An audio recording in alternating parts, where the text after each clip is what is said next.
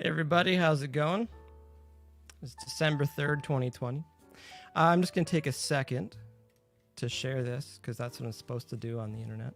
I'm going to share this to my personal page now that we are live.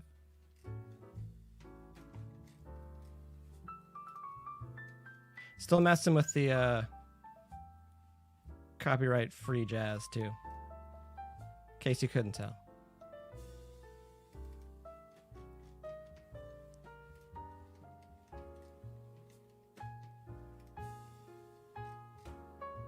There we go. Lazy share, because that's the way I'm going to do this today. Could be a busy night today. Thursday, I see a few live streams popping up.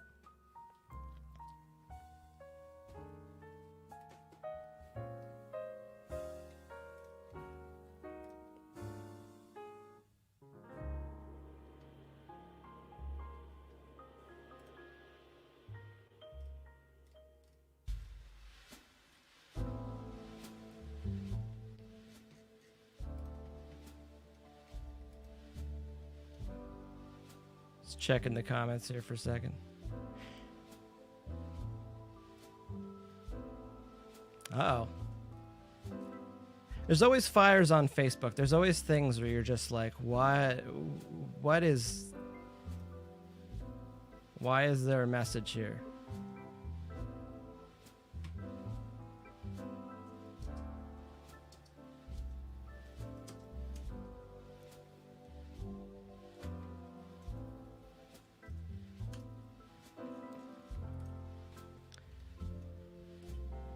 All right, without further ado, my guest tonight, I'm going to do my best to not butcher his intro.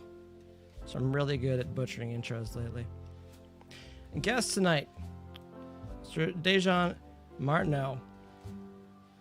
I wrote this myself. Cutting his teeth in 2010. Phase 1 Recording Studios, one of Canada's longest-running recording studios. Dajaun earned credits on Juno-nominated records with artists such as Kathleen Edwards, Diamonds, and Cancer Bats. He has also worked alongside the industry's leading record producers, including Gavin Brown, Garth Richardson, Eric Ratz, David Bottrell, and Sylvia Massey. Leaving the studio to go freelance in 2017, Dajaun continues to work with Juno-nominated artists such as Lydia Ainsworth and Moist, while developing acts all over North America. Some of his current acts include Havlin from Toronto and Praya Panda, LA, and many more. I wrote that myself. Kelly, how's it going? Don, how's it going? I see some people in the chat, though. People showing up here. I hear a knock at the door. Without further ado, taking his shoes off the Canadian way, Mr. Dajaun Martineau. How's it going? It's going good. How you doing? Fantastic. Thanks for having me. Did you, well, thanks for coming. Did you like the intro that I wrote? I loved it. Do you know awesome. Do you know it was heavily inspired by? I think that's completely original, just like all the songs I write. It was heavily inspired from your website, Dajaun.com. I remember when you were telling me about your website, and it's Dajaun.com, and then also your email address was Dajaun@Dajaun.com. And why is that? Because I got that website back in the 90s before people knew that they needed websites. I just wanted it, and I've had it forever. So yeah, it's actually worth a lot now. Dajaun's worth a lot? Like, yeah, I mean, like, not my name. My name's worthless, but any 5-letter like, just because it's so short, any 5-letter combination is, like, I think upward of $80,000 now. Really? Yeah. Interesting. I want to say, you know what I bought today? I still buy domains and stuff. Me too. I gotta look it up. Farts. The most recent one I bought is Studiosaurus Rex, just because I think it's the funniest thing ever. That's pretty funny. The one I bought today, so there's this new engine that trying to develop that's like 15 times the speed of sound. Okay. It's called like the Soram engine or something like that. And like whenever I see things like that, I go see if it's available. So I went and bought it. So Nice. I bought that, and then I also bought the Soram engine or whatever it's called, like both of them. So I'm like, oh, $37. I'll just grab both of those just in case. So if anyone wants to buy that off me, it's available. Have you ever sold one?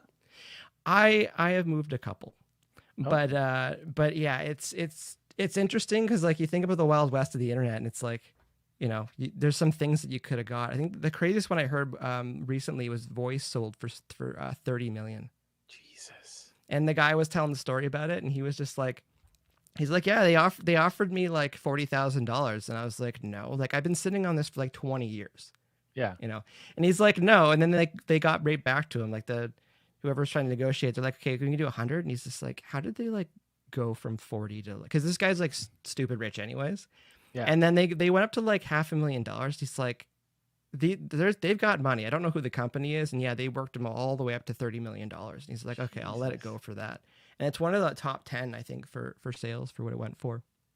But, see, I don't know enough about it. I would have bailed after like 40,000. I was just like, sick, taking the rest of the year off. Well, it's all like perspective though, because like if you've already got, you know, if you're already a billionaire in a way, like his company's pretty successful. So it's like if you've already got that money, you're like, well, I'm not just gonna let go of it. And then he was just, Yeah. I think he was more interested to know who it actually was being bought by, Right. sort of thing. And what kind of, because there's just some, you know, like Voice is going to be pretty huge with how things are going right now. So the idea with him to kind of holding out on it, it's like, no, I can wait just to kind of see who this is. But I remember back with with Dajaun.com, I remember you like people spelling your name wrong. Oh yeah. That's Dajaun at Dajaun.com for your email address. And you're just like, it's there. So yeah, that's the funniest thing, because like in order to email me, you have to spell my name correctly twice. And then they'll be like, hi, Dajaun. I'm like, what? How? You've already done it correct twice. It got to me. I'm reading this. Like, how did you screw up on take 3? Yeah, it's just it is funny. I don't have that issue with Mike, but I understand when you're telling me about your Dajaun.com email. I'm like, that's genius. That's pretty funny. So I love it. I'll never let it go. I mean, I wonder what the number is. If someone wants, you know, if someone gave you $30 million for Dajaun.com, you selling it? I don't think I would. I think you don't think you would? No, I'd sell it. Yeah, I bet to say, yeah. But to say, you know, I know music is a good career choice, but you know, if someone offers you $30 million for your domain, yeah, I think I could live without my website for 30 million. So you're a record producer, you're a mixer, you're an engineer. I wanted to start kind of off to the side for a second. I heard this story about something that happened in grade 7. No, I'm just joking. You just put a record out recently, yes. September. Yes. I wanted to start there for a second because we're usually on this side of the glass. What made you decide to get on the other side of the glass? It was a series of things. At the time, I found out that Phase 1 was going to be closing, and legendary studio that I'd worked at for almost 8 years at that point. And, you know, it's like at the time it was the oldest, biggest studio in Canada. So I wanted to take a piece of it with me. So I'd recorded so many bands and so many projects there that I felt like I needed to record my own project there. So that resulted in me like slamming together a bunch of songs that I had lying around and writing a couple of new ones. And I had maybe a month or two to like finalize all the writing. And then all I did was track drums. And then I was out of the studio and instantly launched my solo career or my production career independent from the studio. So those tracks just kind of sat on my hard drive for the last 3 years, just doing nothing. And I think I maybe spent a day tracking some guitars, fooled around with vocals, which was terrifying being a producer and not a singer. Was that your first time tracking vocals? Seriously, for a record? Yeah, for a record, seriously, absolutely. Yeah, it was horrifying. I hated it. Like it's just pulling teeth. It's a weird thing. It's And I not. can say, because I've direct vocals on one song where like, well, that they know of. Because I've sometimes filled in pieces. I mean, I've done that a bunch, but for some reason that's easier. This was, and it's not even that I couldn't sing it or that I couldn't produce it. You sound good. Oh, thank you. Yeah. Appreciate that. It was doing both, I think, was the hard part. And I just wished that I could have a me standing there coaching me while I was singing. Because I would do like 10 takes and then I'd go back and listen to them. And then as a producer, I'd just be like, well, none of those are useful. Why didn't you tell yourself to not sing that way? And all those takes are useless and you got to come back another day. So I should have hired a producer. Is what I'm saying. It is tough with 10th Machine, because like we record our stuff and we've been working really remotely, but it's been tough for Dane to track his own vocals. It's really hard because it's like it's different when you can just turn around and say do this, this, and this. So it's like it's one thing to do your doubles or do harmonies and stuff because you've already got your leads in, but to like track your own leads and not have that producer ear or somebody else to kind of sign off on certain things. Like, yeah, it's so yeah, props to you, because I had to listen to it again today and it's just like, it sounds good. I can definitely tell we're 90s kids with certain things. Oh man, that's the other, that record. So like when I wrote those songs, those are probably like 8-9 years old. Really? Those were just like of the set that I just grabbed. And I was just like, okay, these are the ones that are going to go. So it was even weirder finishing them because I was just like, this isn't what I write at all anymore. Like I've transitioned super into like the pop industrial world, and here are these grunge songs from forever ago that I now got to finish because I don't know, they're there. They're what's in line. Well, yeah, it's like, this is the project. Yeah. Get it done. It sounds good. It sounds great over here. And again, it's just like props to you for taking on a project like this, because it's one thing to just get the seeds somebody else has and go, okay, I need to know what to do with this. But like, I imagine it's really different when it's your own project, because like, what's that saying? Like, art's never finished, it's only abandoned, sort of thing. And it's like, when do you abandon your own project and say, this is done, guys? There was no clear finish line, which made it really hard to finish. But I think the thing that really helped me get there was pandemic happened. And then I was suddenly like, oh, okay, cool. I can set aside a month or two and just like finish everything off. And I only really needed like a week to sit down and really do it once you just like commit to doing it. And I also have the benefit of having my manager for my production career step in and just being like, hey, dude, you're being an artist. Stop being an artist. And then I kind of had him treat me like an artist for that month. And he like gave me solid deadlines, and he was just like, right. He set the release date so that I had to finish it. That's good. If you don't have deadlines, probably not getting done. Yeah, he knew what to do. He was just like, dude, how many records have you produced? I'm like, lots. And he was just like, how are you fucking this up? Why is it taking so long to get your own stuff done? No, that's the thing. When you don't have deadline, when you don't have like hard dates on the calendar, which you look at and go, we're going to miss this. I'm going to miss this. Like it doesn't get done. I had a project I was working on this afternoon, and I wanted to, because I usually do gaming in the evenings, and I'm like, my deadline is 2:30, so I can turn the PC on for streaming and then play hockey for an hour and a half. It's like, that was my deadline. If I didn't do that, I probably would have been like, okay, like half of it's done. Yeah, I'm good, sort of thing. So, what games are you playing right now? I'm playing NHL20 right now. And then there's another game I'm going to start soon, but I need like a good 3-hour slot to start the next one, because I feel old and like I can't learn the buttons. So I need to like sit with it. What system are you on? Xbox One. Oh, I'm sorry. You sound like you have a system and you're playing games. Yeah, I'm PS5, so.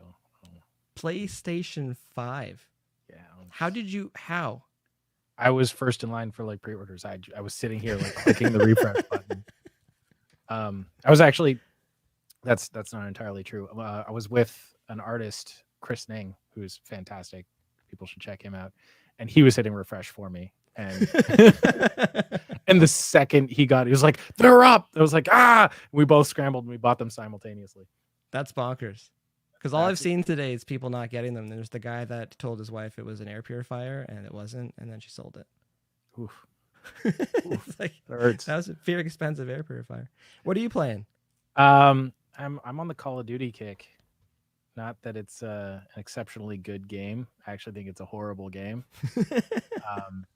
But I have a lot of friends who play it, and since we're not socializing right now, it's my social life. Ain't that the truth right now? That like NHL on video games, because I would normally play hockey Tuesdays and Thursday nights, and sometimes Wednesdays and Saturdays. It's like that's kind of taking up some of that time to scratch the itch, but I don't get the exercise anymore. Yeah, exercise has been an issue. Yeah, the COVID-19. Yeah, compared to the freshman 15. The COVID-19 pounds. I haven't gotten 19 yet. Just I've been up and down. It's been weird. 'Cause I had bigger plans to, to play drums a lot more this year and then keep the hockey up and stuff like that. But how's that going? Well, I can look right now at our visas that expired September for US. That was nice. Well, we got 7 shows out of it, I think. My visa expired April, I think. It's painful. It hurts. Because you're like, that was money. Yep. And I had plans. Like I had big plans in the States this year. Yeah. And yeah, that work visa's gone. Now I got to start the process all over. Did you have a P2 or O? P2. P2. Yeah. Yeah. I would say figure out a way to apply sooner than later, because I think once people realize that they can start doing stuff again, the immigration office is going to get slammed with applications. That makes sense. I don't think they're accepting Ps right now. I just heard that yesterday from someone, like of any sort. So it's only O applications. It's going to be interesting though once we do get some touring back. So yeah, I'm excited to get back in the US as soon as possible. I've got like a few artists lined up, just ready to go. Do you feel a difference working with artists out of Toronto? Like Canadian artists versus American artists? Just out of the city in general. Do you feel a difference? Toronto artists versus like no, not the artist, but just like you as a professional, music professional, like as a producer, like going to other studios and like, do you feel a difference when you go to other places? Absolutely. Yeah, there's a specific Toronto thing.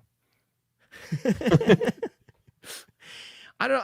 I'm only asking because like I always had a different vibe when I would go travel to work on stuff, because like you're going for business, a little bit of like vacation. It feels like at times, but like it's a different vibe when you're in different cities and different studios or fresh surroundings, I guess. I've always wondered if it's like, is it that Toronto has a different vibe, or if it's that when you go to like LA or anywhere, you're the person from somewhere. So people treat you different because like you made it here from somewhere, and that's like a thing. Whereas if you're here and you're from here, people are like, whatever, you just woke up this morning. I think that's a big part of it. We refer to it sometimes as the hometown discount. Yeah. It's like, I'm going to sound really bad right now because I think Wayne Gretzky's from Brampton, but Brampton or Brantford, but it's like when he probably goes home, it's probably he's just Wayne. Yeah. But when you go somewhere else, then you're Wayne Gretzky. But it's like, I always find like traveling, even touring and stuff, it's like as a musician, it's like you go to other cities and stuff, and it's just like I think there's a different confidence that you have when you're in these different cities. And yeah, like as you're saying, like you get up and you go to work in Toronto in the before times, I guess. Yeah. But, it's just a different vibe with people here when you're from here. But yeah, you go to LA or something, go step in the studio. It's like there's a different vibe for it. 100%. And like, I mean, there's multiple layers for me. There's like I was saying, there's the being from somewhere. And like the second I go to the States, I feel like I'm a much bigger producer. I don't know if it's anything real, but like I get treated differently. And then I also get paid way more down there because it's great. But there's also like the fact that, I worked at Phase One for 8 years, and we had interns coming through there constantly. Like, it was a constant stream of interns, and I trained them to be my assistants, and then those assistants went on to become engineers at studios. And I also taught at a college here for 4 years. So I taught, I taught at Harris there. So I taught all of these kids who then went on to became interns and assistants. So literally, like, every studio I walk into now is an assistant that I trained. So, like, when I go into an LA studio, they're like, oh, this Canadian producer's coming down. And they're like running around, getting everything perfect and set. And they're like a little scared. When I walk into any studio in Toronto, they're like, hey, what's up? I'm like, dude, you haven't prepped the session yet. They're like, it's fine. It's just you. I'm like, I can imagine. That's a good segue. You being at Phase for like almost 10 years. You went to school. mm-hmm. How long between graduating and ending up at Phase? So I graduated Fanshawe College spring 2007. Moved to Toronto fall 2007. And then I started at Phase 1 fall 2010. So almost exactly 3 years. And what did you do for those 3 years? I moved here originally for an internship at Cherry Beach Studios, which was a casual part-time internship, and I believe was exactly 2 sessions before they never called me back. And I don't even blame them. I fell asleep on the second session. I was just exhausted from just working constantly. So I was like just trying to keep my eyes open. It's just how it was. So I got a job at Steve's Music in the bookstore because I could read music and they needed someone there to sell music books to children. And it's a crazy story how it all turned around. I was probably there not even like a month or two. And this guy walks in and he asked me if we had this DVD, because we also had like educational DVDs. And it's The Language of Music, the Tom Dowd documentary. And I was like, oh, we don't have it, but this looks fascinating. I kind of want to order it myself. So I'm just going to order 2 copies on Amazon personally. And if you give me your number, like, I'll just sell you one personally. And like, I had no idea who this guy was. It just seemed like a cool DVD. So like, a month goes by, DVDs come in, and I call him and was like, hey, if you want to come by and pick it up anytime it's here. And that guy's name was Robert Siboney, and he's a drummer who used to play for Estero. And he also was managing a studio at the time. And I knew none of this. And he was just like, I really like what you did. I run a studio. Do you want to come intern for me? And I was like, okay. So just straight out of a bookstore, like, no plan on, like, I'd done the gambit of like emailing every studio in the city and got nothing. And through him, I got an internship, and we're just working on a bunch of commercial projects for a while. And then he introduced me to Eric Ratz, who was his old buddy. And then through Eric, I started editing. And then he also introduced me to Gavin, and then I started editing for them. Started like assisting on all these sessions, started getting some credits to my name. And I'll never forget, I went to the studio owner's office one day. I was just like, hey, bringing in lots of work. Everything's going great. I think you should give me a salary so that, I can quit my day job at Steve's Music and come work here full time. He's just like, oh, no, absolutely not. You're never going to get paid a salary. Like, that's on you. Make your own money. Like, I'll keep, go ahead. No, I was going to say that they'd probably get a better deal getting you on salary than, when we're freelance. Not exactly. Because like the way I was working out, I was like, you're paying me this much a month. You could pay me less and just like guarantee my income. And he was just like, no, because what happens when work dries up? So like, he didn't want to pay me salary just in case no gigs came in. I can get that, because it's not the most stable career at times, but yeah. And then you pay for good people though. Yeah. That whole studio went under 2 years later anyway. So, talking about, like working with Rats and Gavin, do you know Sean Lefebvre? I do. Do you know the name? Because he worked out at Vespa. Yes. And I remember like Sean and I, we both started at the same time. I ended up at Pocket Studios, and I think he interned there for a little bit too. And I remember we had like a part venting session and part like heart to heart talk, because it's one of those things. And I think we, like, you and I have a similar thing too, where like we started in a certain spot. There's some chance. And I'd say too, just like you being in Toronto, like I moved to Toronto to go to school here just for those collisions, because you Yeah. don't know who you're gonna, I'm not gonna run into anybody in Peterborough. Funny enough, but it's like being in Toronto, there's those collisions there, so it doesn't surprise me that you're working at the bookstore in Steve's Music and you cross paths with somebody, and then it kind of snowballs into something. But Sean and I, it's like Sean was working at Vespa, and I was working at Pocket, but it's like I was working on more of my own projects there. Like there's the stuff that Mm. came in the door, but at the same time, I was trying to like make records with bands. I was trying to find bands to produce, and you talk about falling asleep. It's like I fell asleep once at Pocket with a client. There's a whole band there, and because I can hear things when I'm asleep, Yeah. and I remember like listening to the mix, and then thinking I'm asleep right now, and the band wondering if they should wake me up, and then I just woke up and just went back to work, sort of thing. Like it was probably only a couple minutes. It wasn't like an hour or something. I used to do that all the time. You're just listening to the mix. Like But I mastered sleeping while nodding my head a little bit in time. You just catch like a 20-second nap. you And then just you're just need like, just a little bit of juice. It's good. yeah. But back with Sean and I, because like I had my own projects. I was making my own records or producing my own records, and Sean was at Vespa, and he's just like, I'm so like envious that you get to like produce these records and think they sound good. And I'm like, dude, I'm flat out envious and jealous that the credits that you're getting, because when he was at Vespa, he had like Cancer Bats and Billy like Talent. 3 days, Billy Talent, Yeah. and he got Muse. He got a Muse credit because Muse Yep. was going to come into Pocket, and when Turner was talking to them about bringing um, Matt Bellamy's guitar rig in, he mentioned the stairs and like, do you have an elevator? And you're like, no. He's like, we can't go there yet because we're not dragging this stuff up the stairs. And so he sent them to Vespa, and I'm just like Sean, like you've got all these credits though to kind of use as like carrots to get some of these bands in. It's like I just need to sell them on. You'll have fun, I think, recording together, and like it'll sound good at the end. So it's like it's interesting when you spend all this time work like on my path, like you work with the projects by yourself, sort of thing. I took the studio over in Kensington.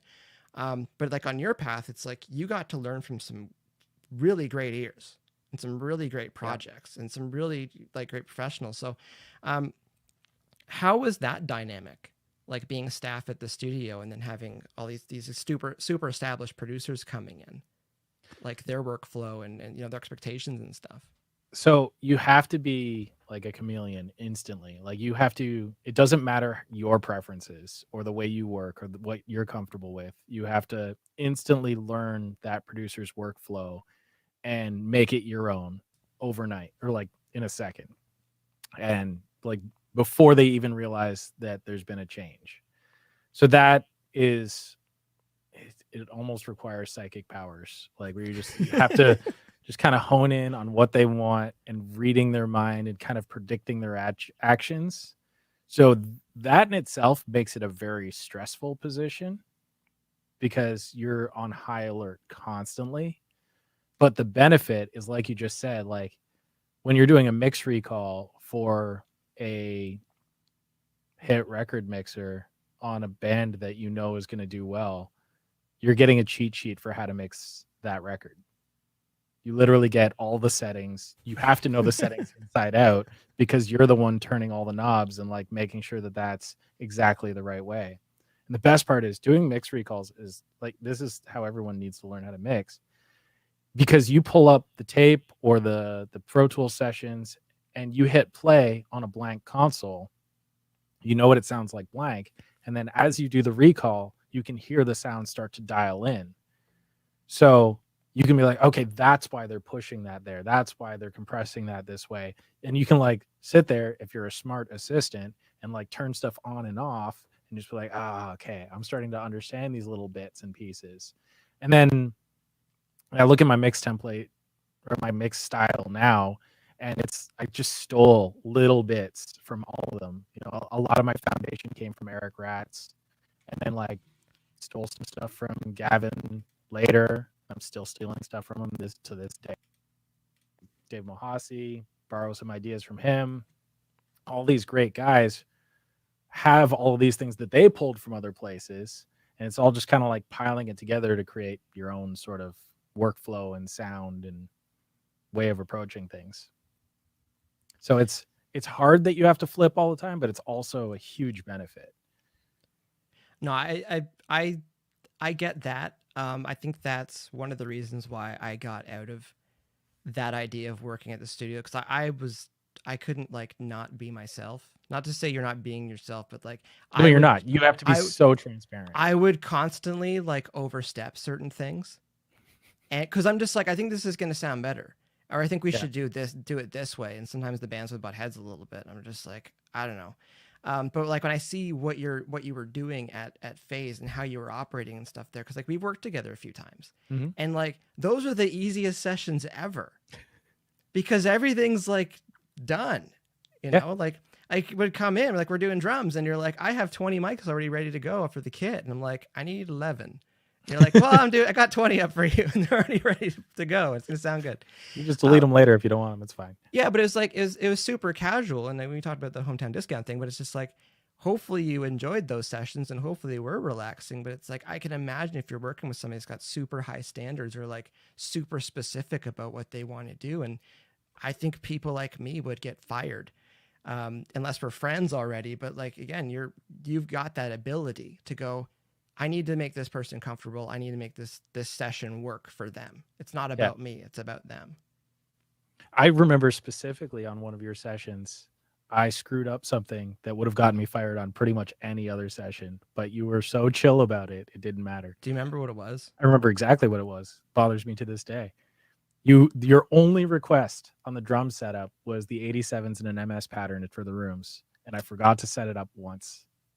And you're like, it's cool. It's fine. We don't need them. I was just like, it's not cool. I screwed this up. 18 other ones. Well, that's one of those things. Like when I'm working in like medium-sized rooms, which are usually small rooms compared to a room like Phase, it's like, that's my rooms.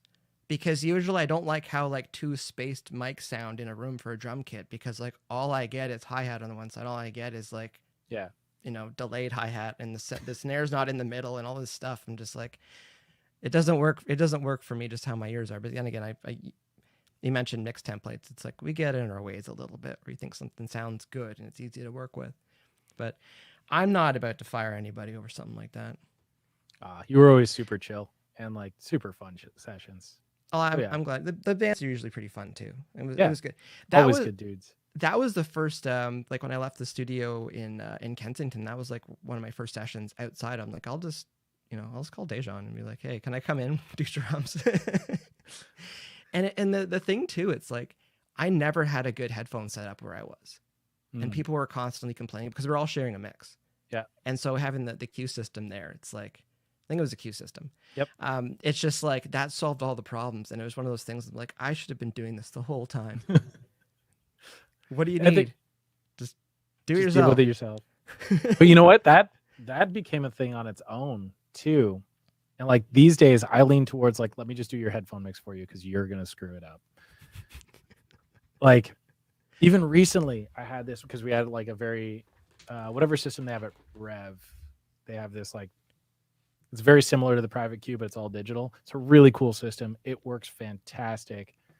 But I had this musician who was just playing way off time, and being COVID times, I couldn't just go out and like grab his headset and be like, let me fix this for you.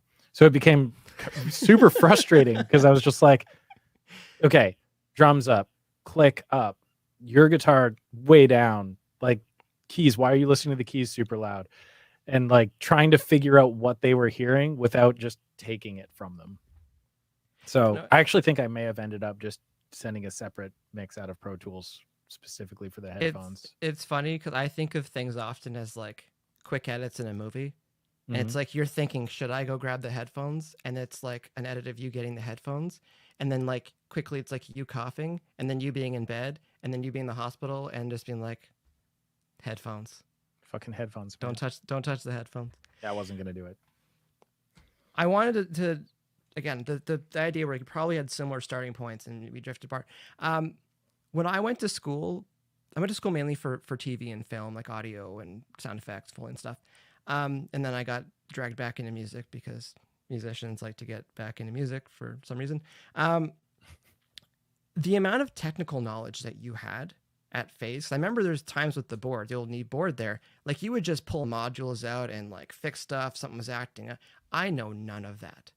And it's things like that, like watching you and Darren like make stuff work. It's like I never had to deal with any of that. And it's like watching you two work on those sessions, the technical knowledge that you had made me feel like I don't know what I'm doing past like I'm just like a dog at the mixer, just turning things up and turning things down. But it's like you guys are like techs and like actual recording engineers because you need to know how stuff works. I don't. I get why you think that, and like I would probably feel the same way, and I felt the same way when I started working in the bigger rooms. I'm just like, oh my god, I'm just a Pro Tools op, and I don't know how this works. But I don't agree with your conclusion.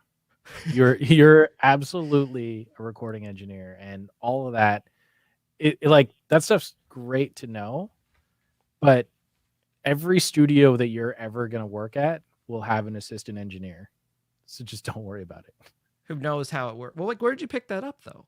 From our tech engineer there, and just a lot of late, the 10,000 hours thing, right? A lot of late sessions with shit not working.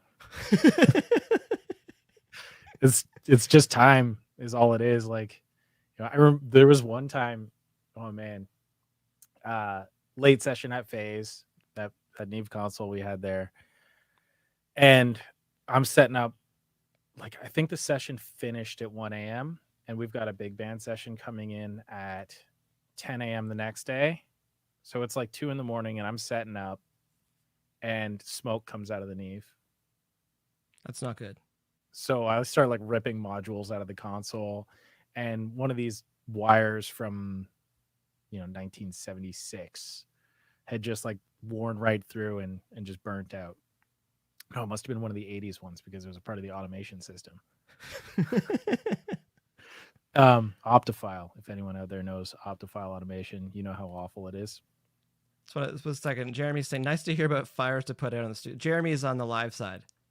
Oh, nice. I can imagine fires during the live side, even worse. But like literal fire. So like I run in the back. And I flip off the main power breakers for the console, and I'm like pulling modules, trying to find what's causing the fire. I find out it's the automation system, get everything like calmed down, put the modules back in, flip it back on, and there's no sound, nothing works. It's like 3 a.m. and there is a session, not only a session at 10 a.m., but like the piano tuners coming in at 8 a.m. to start tuning the piano. So I need everything up and running and functional by like 7:45 at the latest. And I'm on like 2 days of no sleep at this point because I work at a studio. So I call the tech engineer and I'm just like, it's an emergency. Get the fuck out of bed. You're coming to the studio. The console's broke. That's his job. So he comes in, and turns out the automation system had fried. And the only way, since it was all VCA faders, the only way to get sound back was to unsolder the VCA control from every single fader on the console, 48 faders. So me and the tech engineer spent all night unsoldering the VCA faders, or the VCA control from the faders. Got it all functioning. Everything rolls in. Nobody knows that anything happened. 10 a.m. we start, hits record, and the engineer's just like, console's different. Like, there's no fucking way you can tell. Come on. He was just like, it sounds cleaner. Like, it sounds punchier. What'd you do? I'm just like, I'll tell you later. Because when you think about it, it was Optifile automation had like another, I don't know, 30 feet of cable each way to the automation computer and back. Plus it was running through the automation computer. So we just pulled all of this resistance off every channel, and suddenly the whole console was clearer. I guess if you knew what it sounded like, then yeah, you would notice. Yeah, it was the chief engineer, so he was in there every day. No, that's bonkers. I can only imagine.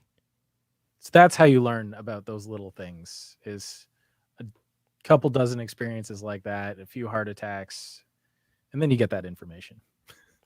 No, I'm a big believer. Like you learn stuff on the job.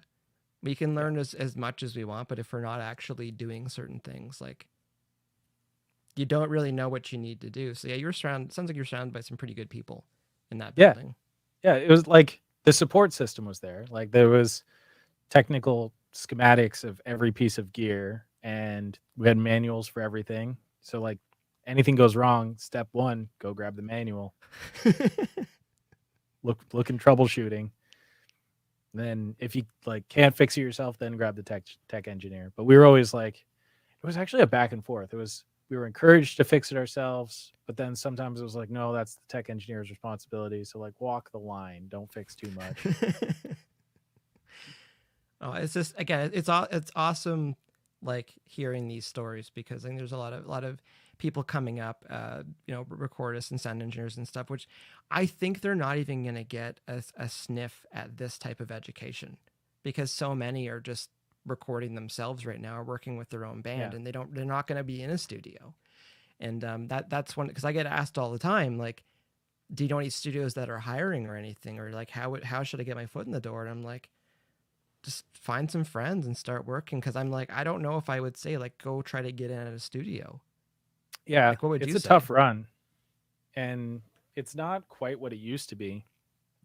Excuse me, because like back when I was doing it, it was the system of where you had the senior engineer, or you had the tech engineer, and you had 3 senior engineers, and then 3 assistants, and then a team of interns.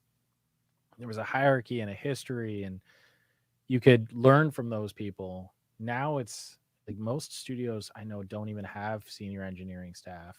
They just have assistants, and the tech is part time. So it's like you're just kind of in there on your own. It's the room. Yeah, Yeah. So which you can learn a lot from a room, especially if it's an older room. yeah, it's just it's tough because it's like I don't know, like think people like us, like we would just hustle for work. One thing or another, Yeah, we would find projects to work on or find things to do, and yeah, sometimes opportunities fall in your lap, and you're like, okay, this is good, and explore this for a bit.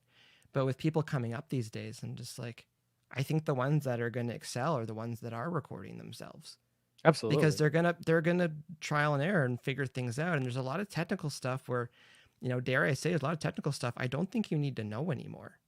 absolutely. I You know, think the reality is we're in a industry that's changing super fast, and like when I was coming into this industry with you, being an engineer, like being an assistant was a job. That was like you could be an assistant engineer most of your career. And then you just become an engineer at some point, be a tracking engineer for 10 years, graduate to mix engineer, and then you're kind of done. Now, I don't think you could just be an engineer. Like I you have to be a agree. producer. Yeah, I agree. Um, I know I probably won't make a lot of friends saying this, but I remember saying to a couple people about 3 or 5 years ago, just like I think mastering is probably going to be one of the first things that gets the rug pulled. I Um, agree. It's kind and of done. and before that, I said one of the first things I think that's going to get the rug, like one of the other things to get the rug pulled, is the idea of bands going into studios. And I did a blog post about it 100 years ago. I'm just like, I think plugins was what killed the studio because when you Hmm. think about some of our outboard gear, like we still have our toys that we like, but when all you need to look at is, and I think Revolution has one, is a Fairchild, and it's just like, $25 or $30,000 compressor, but if you get a good enough emulation, you can jam as many as you want to Pro Tools or Logic, whatever DAW you're using. So Yep. I always felt like that's where the line in the sand kind of happened because if you're 17 years old, you're not thinking I need to save up for a Fairchild. You're like, No, I'll just use what I have in my computer and what's the difference sort of thing. And then the song is more important than the gear around it sort of thing. But song's always talking, been the most important. yeah. And so to go on with the mastering thing, it's just like I started hearing some mixers grumbling about having to do recalls and some of the mastering stuff. But then I think about how with mastering before is we were using tape. Mhm. Like, and this is before our time, and you might have stuff sitting on tape for like 6 months and it's degrading, and then you need to like put it, like you master it to make sure those tracks all sound cohesive and together. But like you probably do a lot of mixing in the box in the computer, and it's like 2 clicks and your mix comes back. Yep. If it's too loud on one song, or kicks too quiet on the other, you just double click and bring it back up and you'd bounce. So like a lot of the odds and ends, like that was kind of disappearing with mastering, because it's, I still think there's a polish that you get from it, but then mixers started mastering their own stuff, and I use the term mastering loosely, but it's like it crosses the finish line.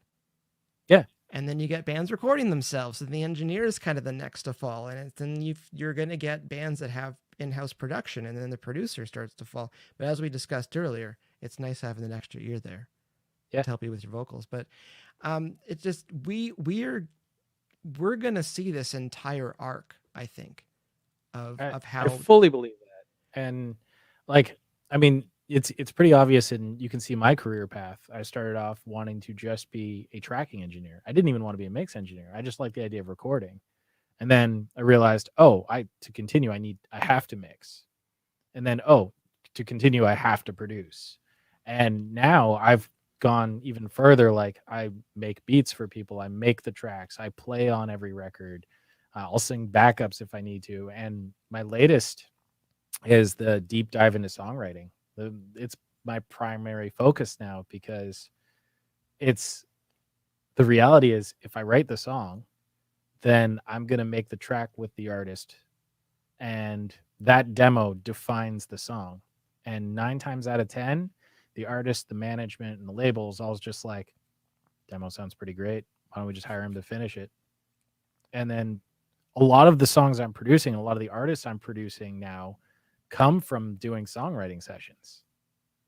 So my whole business model starts with like, create the product, and then maybe you get to finish it. No, it's an interesting, a pivot for perspective. It's just like I always think too, like songwriting, like publishing and stuff. If you get something in it, if you capture a bit of lightning and it does really well, it's like it's good to have some writing on it, Absolutely. because like that back end can help. And that was one of the things I was told early on. I'll be 36 in a couple weeks, but like in my early 20s, I heard that. Just like make sure you just grab a little piece from every song you're working on, because you're going to be giving input. And my brain was like, well, I don't want them thinking I'm making changes just to grab some points on it, sort of thing. I did And the same thing. and I remember, and that was my perspective on it. It's just like, well, I don't want them to think I'm just changing something, because I saw people doing that in sessions. They would just try to push something through, and then they would just to get some points on it. I'm like, I never wanted the band to feel like that, but I could have just said at the beginning, like, no, just 5-10% of the song, and that just covers everything. Whether I rewrite the whole thing, or we just kind of fix a little spots here and there. But it's like I can only imagine if that all added up right now, because it really is. Sometimes it's drops in the bucket, and it's not going to hurt. And it's like we're just realizing this now, like the value of it.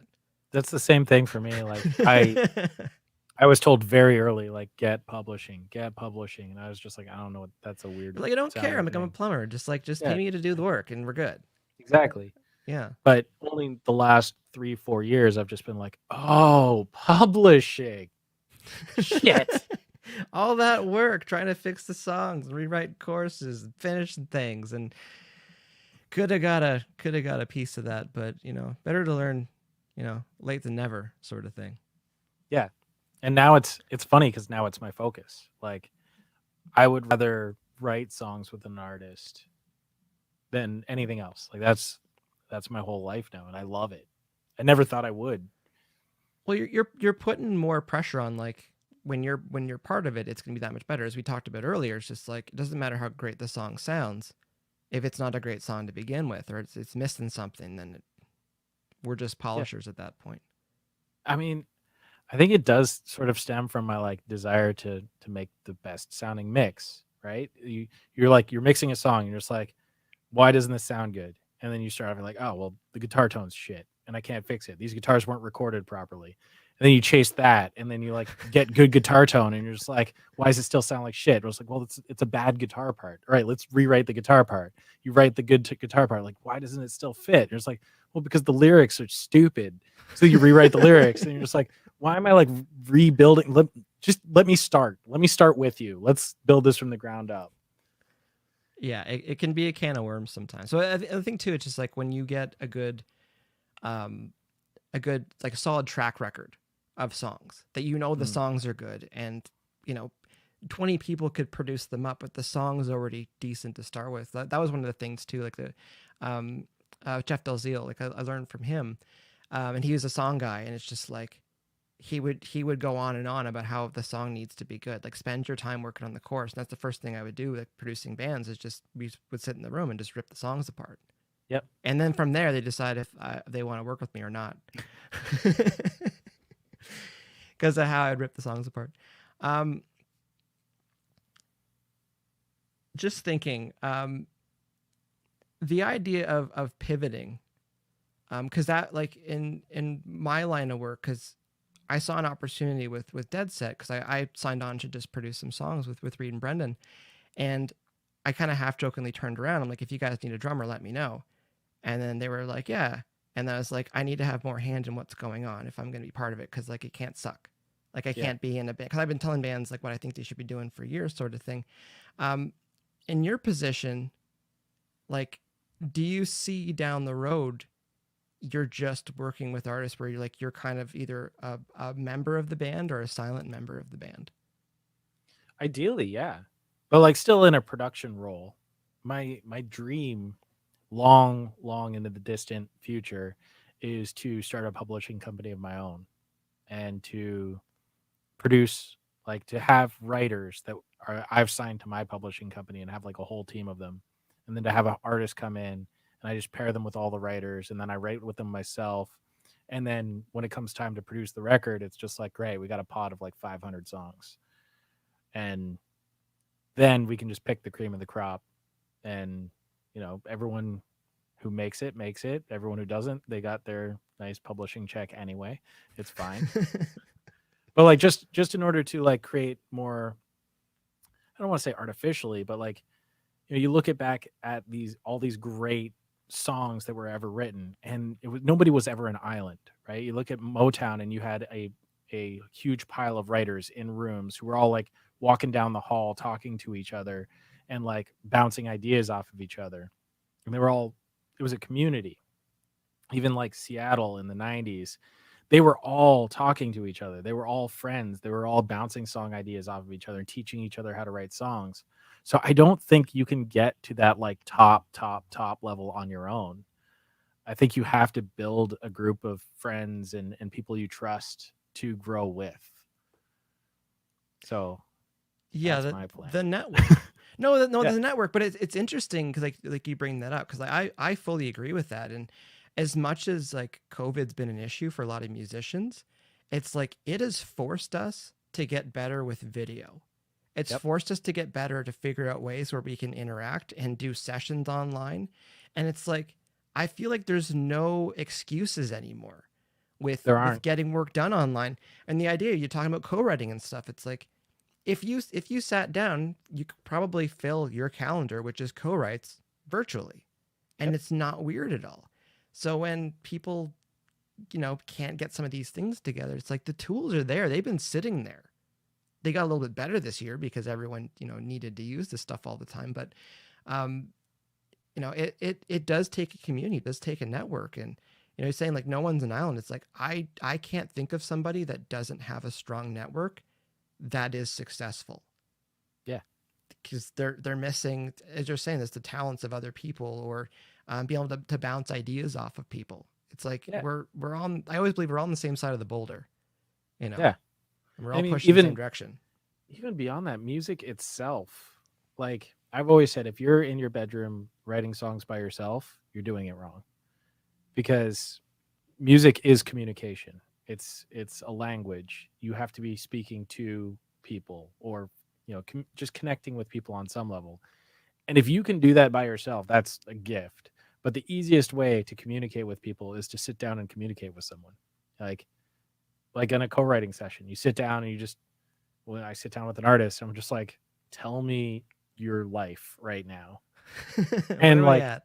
yeah, and within an hour they've spewed out a bunch of shit and I've made a bunch of notes and usually half the lyrics are done, and it's super natural and real because they're just telling me about themselves. And I'm just like sitting there picking out the nuggets of gold, being like, oh my God, you don't even know how good this is. You're just ranting about your mom. And I'm sitting here like putting together lyrics. This is awesome. But yeah, it has to be, in my mind, songs have to be a way to connect and communicate with people. So just do it with people. Yeah, no, it's a thing. It's a thing these days. There's so many tools that are available, and again, as much as 2020 has been difficult for a lot of people, it's just like it's really, I don't want to say it's opened some doors, but it's really shined some light on things that we could be doing to make things a lot easier for ourselves. Yeah. As far as recording and working and stuff. I love, like, I don't want this to sound bad. It's like I love not having to actually meet up with people to talk about things. And I don't like the phone, but I like this. Unnecessary meetings. Yeah, it's fantastic. But yeah, and there really is no excuse. Like even today I was doing a Zoom write with an artist in Barrie and a lyricist and top liner in London, England.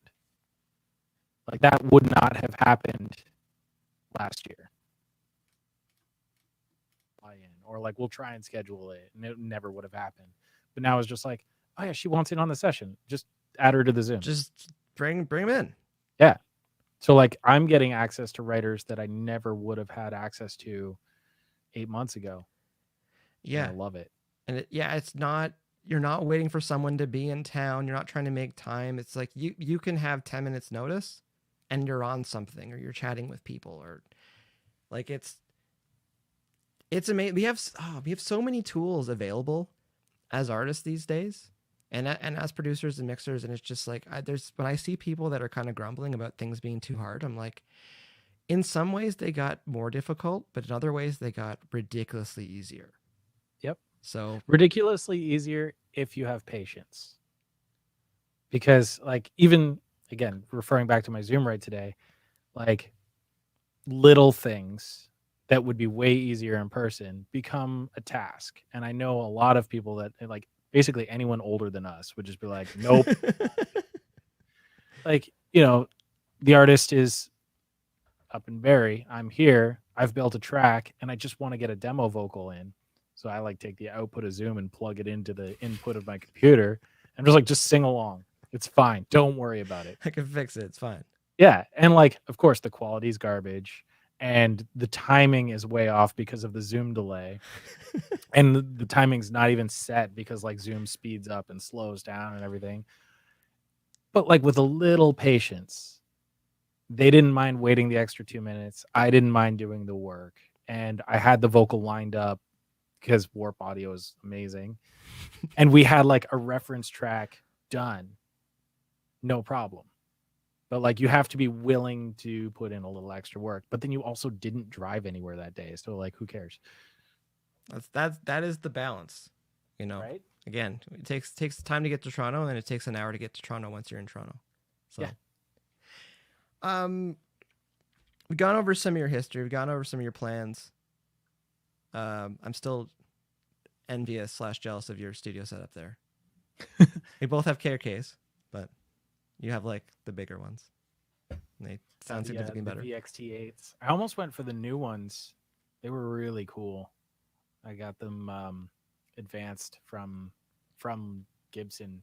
Was it Gibson? No, it was direct from KRK. First time I was down in LA 4 years ago at AES. I just like walked up to the booth and was just like, hey, I'm here for a month working on a record. Is there any way I could like rent a pair of speakers off of you? Because I went to Guitar Center and they don't rent stuff. And they're like, yeah, sure. Come by our office tomorrow. And they just gave me the card. And I would come up to their office and like, so we were going to give you a pair of VXT8s, but we wanted to give you like these new monitors that we're testing out. So like, here you go. Just use them for a month. I was like, do I have to pay anything? They're like, no. We'd we'd consider it a favor if you just like let us know what you think of them. It's like, who the hell am I? How were they? They're amazing. They were like, I fucking love them. I'm not endorsed by them or nothing. I wish I was. But no, they were really cool. They're like super detailed. The way I would describe it is like the mid-range of NS10s with the top and bottom of KRKs. Right. So like all of that precise center, but then like all the fun too. Oh, because it's funny you mentioned with the speaker thing, because like when you're not working on your speakers, I feel like you're wearing somebody else's like glasses, and like everything's not right, sort of thing. I have issue because I had my Mackie HR824s at my old studio, and like I did a lot of tracking on them, and I got used to mixing on them because my NS10s sounded so bad at my old room, like unusably bad. And when I moved the office, my Mackies were so big for this room that it made no sense. Really? I didn't have the space for them because they were a lot further apart and further back in my old room. But here it was like I could kind of just put a strap across them and wear them as headphones. I'm like, these are way too big for this room. And the low end was just bonkers. Like it only made sense if you're like sitting at the back of the room, and even then it still made no sense. But my NS10 instantly sounded better here. Huh. And I was like, this is good. This is what I knew they were supposed to sound like. I just bought them for looks before. But it's funny. I've mixed on NS10s almost my entire career until last fall. I started mixing on the KRKs. I flipped. I don't know what happened, but I used to always mix on the NS10s and then check on the KRKs. Now I'm the other way around. Something happened in my brain. You want to hear my awful secret truth? What? I do the bulk of my work on my NS10s, and don't tell me if you're like, oh, that makes so much sense. But I do the bulk of my mixing on my laptop speakers. Huh. All my balancing and stuff, because my kick, snare, and vocal, if I can hear those nice and balanced, and if I can hear like what I prefer to like my secondary layer, if I can hear the tone of my guitars and anything else that I need to hear for like instrumentation, if that sits under it well on there, and then I put it back on my NS10s, and like usually sits better because I just like, we know what our speakers sound like, and I don't touch my KRKs unless I'm listening to something because I want to listen to it just because it sounds nice, because like I don't need that truth when I'm actually working on stuff. But it's like we spend all this money and time on our gear and making sure stuff sounds as good as it can, and then it gets compressed on streaming services, and then it gets pushed at a phone or a laptop, and we're just like, just want to know what it sounds like there. That's, to me, that's the modern day car. Does it sound good in the car? Yeah, you got to add like a Bluetooth low resolution stream to your reference as well. I don't know if the cord's gonna. This is my other one. Oh yeah. But yeah, it's Bluetooth, but yeah, I just have it wired into my. That's one thing I used to do all the time. I would do like headphone listens, and I'd borrow someone's car keys and go do a car listen, and I would like just anywhere I could. Yeah, for reference. I stopped doing that. Maybe I should do it again, but I stopped doing it because I found it was like making me second guess myself too much. Totally. That's and what like it's supposed to do. Yeah, but like 2 days later, I'd always be like, the first mix was the best, and I just kept like destroying it. And you hear something on speakers you're not used to, and suddenly you're like, oh no, I've ruined it, because you're expecting it to be the speakers you're used to. So like if I'm mixing on KRKs and I know it's good on KRKs and I know my KRKs, I'm not gonna change my mix based on someone's car that I just sat in, or like my earbuds that might have ear gunk in them. No, totally. Again, we get used to how our stuff sounds. That's another question you probably get a lot too, and people are like, what are the best speakers? And I'm like, go listen whatever to you some. listen to. Yeah, whatever you pick a couple songs where you think they sound good, and whatever that stuff sounds the best on, grab those and use those for a bit. And I always used to say all speakers are awful, and it's just terrible. All speakers are awful. All headphones are awful. Just find the ones that piss you off the least. It's funny you bring the headphones are awful. Just to get your take on it, the new Slate, was it VSX headphone system? Hype to be or real? to be fair, I am biased and I think all of their stuff is bullshit. So I haven't done any research. I don't know anything about it. I just Slate screwed me over once and I've hated them ever since. So you just think it's all Emperor's Clothes? I mean, I just know enough about physics to just be like, no. That's how I felt about it. Because I've had one pair of headphones on where I'm like, these are the best headphones I've ever had on in my life. And when I saw the Slate stuff, I'm like, and people just gushing about how awesome it is, I'm like, I can wait a couple years to try that. But at the same time, I'm like, I feel comfortable where I am with stuff right now. And you're talking about physics too. It's like there's certain responses. I don't know how you get that in headphones. And I know like when we talk about like headphone listens, like when I get stuff back from mastering, um, I'll listen in headphones like fairly loud, like just listening for any ticks or pops or any things, the technical things, because like I feel like I don't hear it on speakers as well. But like I can't move because anytime I've got headphones on and I move, I feel like I hear the headphone moving, and I'm like, is that Right. in the track? Is that in there? But I just also there's a fundamental thing with headphones that just makes them not an option for me. Like I've never mixed on headphones. I never can mix on headphones. And like the simple fact that the speaker's so close to your ear, you have constant proximity effect, which means your mid-range is dead in about 10 minutes. So after the first 5 minutes, I don't trust anything I hear on headphones for like about 24 hours. Whereas speakers are far enough away and they live in the room enough that like if you're listening quiet and being reasonable, you can work a full day and still make good decisions. But I've never made good decisions 10 minutes after wearing headphones. Can you tune in headphones? No, I can't. I can't even hear pitch in headphones. I can't either. And I remember the amount of times I would try to, like when I was at Pocket, if there's someone else like working, I'm like, okay, you do this. I'm going to go tune some stuff for a bit. And I remember just being like, I feel like I don't know what I'm doing.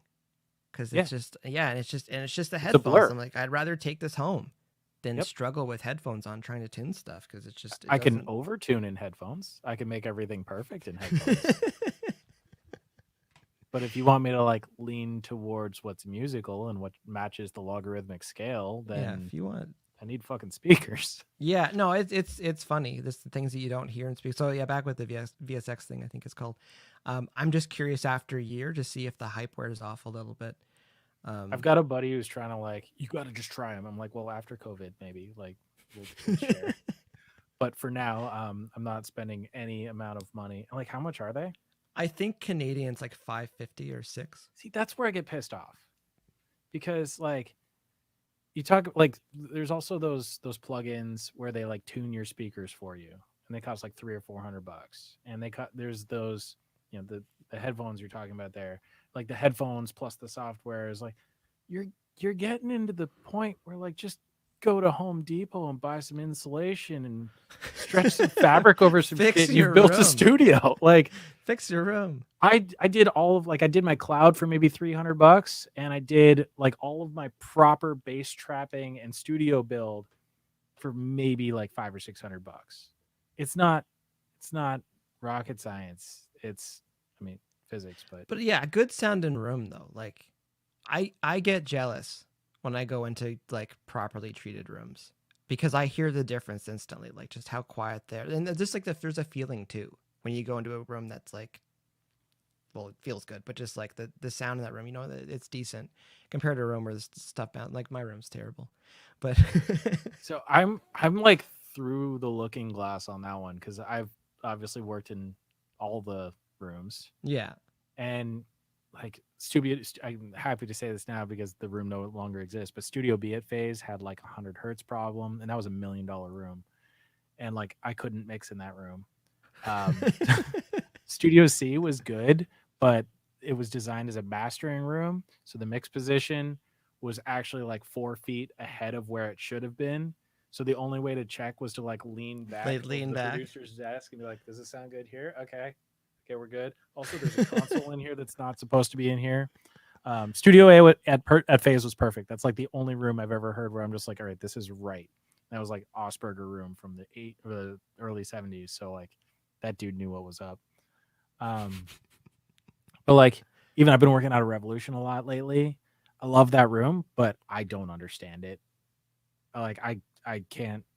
I don't know what the track sounds like until I get it back here. Until you get home, yeah. Yeah. I could do all like the safe things and be like, all right, cool. I know what's going on. I don't over EQ.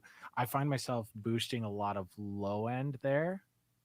And then I get it home and it's like 50-50. And I'm like, sometimes it was way too much. Sometimes it was not enough. So now I just don't touch it. I'm just like, I can run it through my knees at home later if I need to.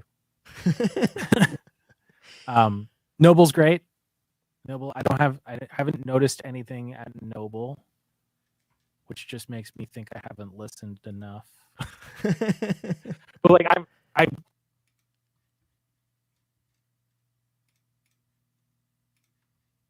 1 second, you cut out. Let's try it. I see you. I don't hear you. Hello? There you go. There you go. That was weird. I had to click on it. That was strange. But yeah, I have this experience of like knowing I'm working in like $1 million rooms designed by like the best acoustic engineers and still having problems. Well, it's one of those things. We all hear differently. Yeah, that's another big problem. It's just straight up. It's like we all hear things differently, and it's, I don't know. So like my advice would be like, hey, don't spend, like, to get you a proper room will cost you a ton of money, but to get 90%, you can do like under $1,000, super easy. Yeah, I would agree with that. Sometimes when I'm reading stuff on some of the I would consider them forums, like some of the Slate stuff, and people ask questions, like technical questions, and like I don't know if you get into it, but it's like sometimes I'm just like, what, like, why do you care that much about that? But then I realize like maybe that's the romantic element of recording for them. They like the idea of that quest for the perfect sounding room. Yeah, because like here's what it all comes down to for me. You know, like forget the whole business side, forget money, forget all the technical shit, forget everything. You got into music, and correct me if I'm wrong, you got into music because you heard something once and it made you feel something. And you were like, oh, that feels strong. Like good, bad, sad, happy, doesn't matter. It just felt strong. It impacted you. And that's what it needs to go back to. It's just like, to me, the idea of making music is like the writer or the artist or whatever has a feeling. And they express that feeling in this art form that is music. And now a large audience has that same feeling because we wiggled the air a certain way. That's all it is to me. It's just like, if I can make that group of people feel the exact same way that this person felt and like unify this feeling into some sort of crazy shared experience, that's music. All the other shit's just tools to make that happen. One of the quotes I picked up along the way is like, as artists, our job is to manipulate emotions. Yes. And that's 100%. That's how I look at it. And it's like, the better we get at that, to be able to get that emotional response, like be it a, a movie producer or director or a record producer or songwriter, it's like you're trying to share that with somebody and then kind of force that reaction out of them a little bit emotionally. And it's like, yeah, that's all it gets down. Cause no, it's true. Cause it's like, and then like going back to your Fairchild thing, like, does it matter if it's a real Fairchild or a plug-in Fairchild? Like at this point, our ears are probably more used to the plug-in Fairchild than it is to a real Fairchild because they're so rare.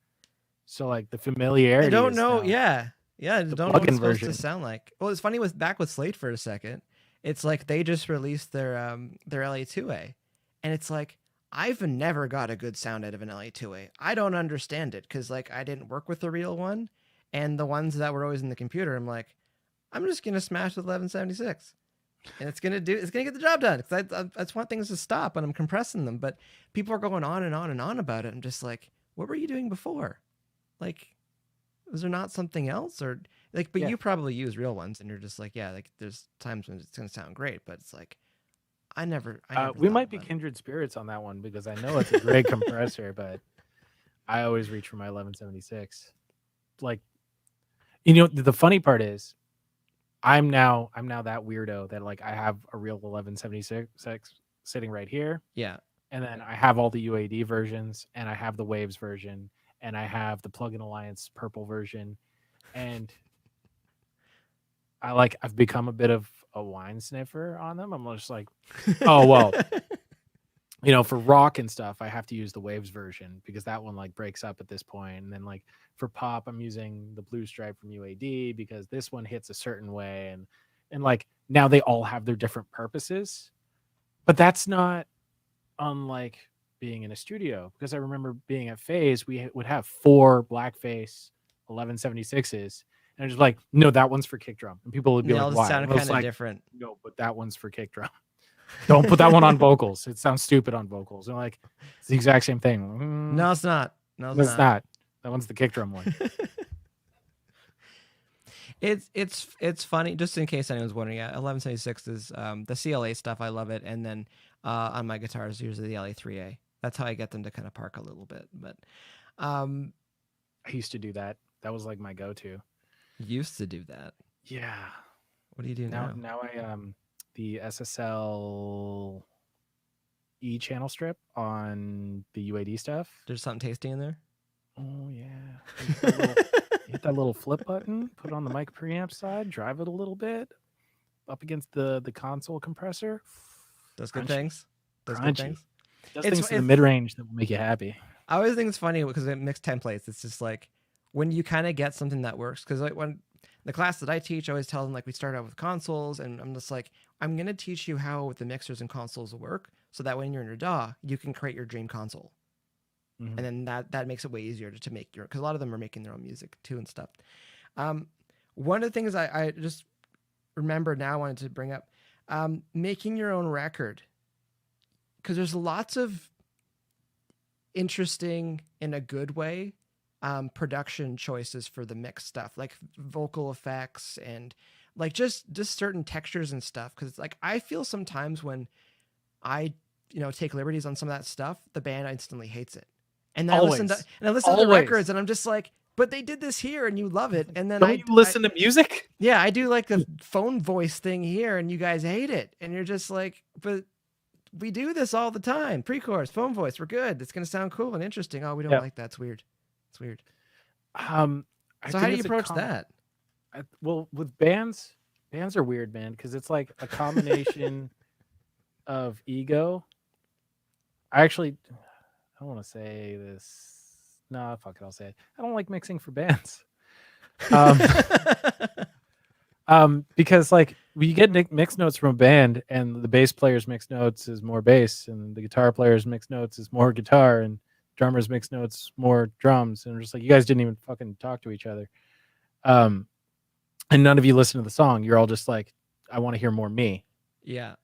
And yeah, that's not how you mix a song. The way you mix a song is some things get out of the way so that the important thing can be heard.